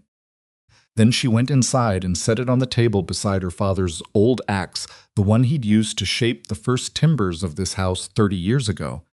The one she kept oiled and clean, not because she used it often, but because it was his and it was true and those things mattered. She set the folding rule beside it and stepped back and looked at the 2 things side by side. Her father's way and Silas's way, 2 different educations in how to stay alive in a hard place. Not the same education, but not in conflict either. The axe shaped the timber and the rule measured where it went, and you needed both of them to build something that would hold. Silas came in from the barn and saw her standing there looking at the table. He looked at what she'd set down. He didn't say anything, and she didn't explain it, because it was the kind of thing that explained itself if you were the right person looking at it. He poured 2 cups of coffee and set one at her place and sat down. She sat across from him.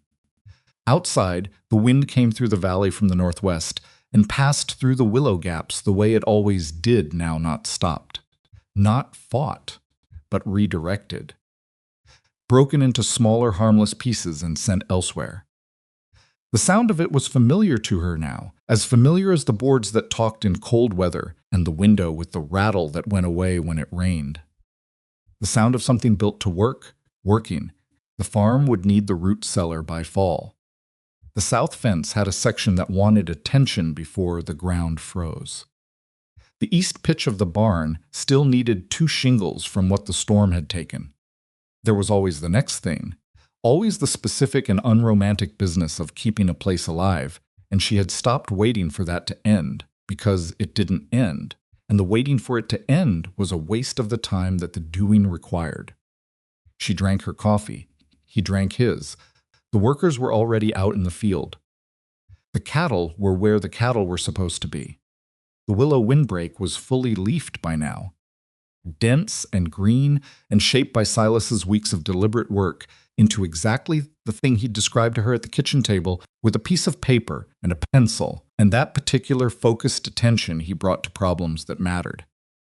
Across the valley, if you listened past the wind, you could hear axes at 2 or 3 different properties men, building windbreaks in the methodical, summer timing way that made more sense than building them in November under a bad sky. They were building them the way Silas had described, each one adapted to its own property and conditions, each one an application of understanding, rather than a copy of a result.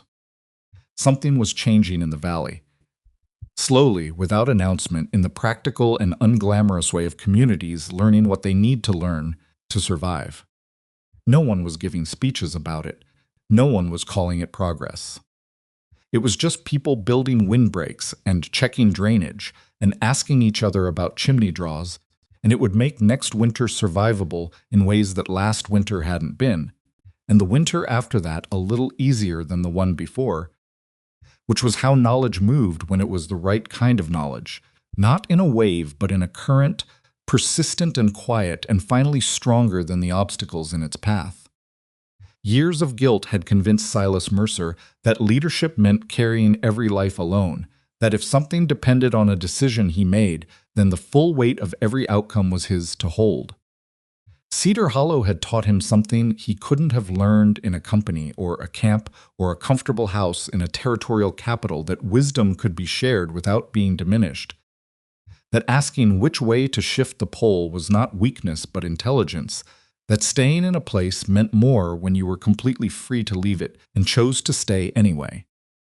And Lenora Cade Lenora Mercer now, though she kept both names because they were both true, and she saw no reason to pretend otherwise, had learned that practical and emotional were not opposites, that you could make a decision with your head and have it turn out to contain your whole heart, that the man worth keeping was not the one who arrived with everything already solved, but the one who sat down at your table and said, "Where's the problem? And let's work it out." Not a perfect lesson, not a clean one. The real ones never were. She set down her cup. She picked up the folding rule from the table, held it for a moment, then held it out across the table to him. He looked at it. He looked at her. "The root cellar corners are marked," she said. "But I want you to check my angles." He took the rule from her hand. "Where did you measure from?" he said. "The east wall." 2 points, 12 feet apart. He stood up. He went to the door and looked out at the stakes she'd driven, studying the line, measuring it with his eyes before he measured it with anything else. "The angle looks right from here," he said. "Check it anyway," she said. "I want to be certain." He looked at her over his shoulder, with something that was not quite a smile but was close enough to one that the difference didn't matter. "All right," he said. He went outside into the summer morning with the folding rule, and she watched him through the kitchen window. This man who measured things twice and admitted mistakes and rebuilt sections of wall on Saturdays when his back was giving him trouble, and had chosen freely and completely farm in a valley over everything else that was waiting for him with a better address and a more comfortable floor. He crouched at the first stake, measured, moved to the second, measured again. He looked back at the window and found her watching. He held up the rule with both hands in a gesture that said, "It's right. You were right. The angles hold."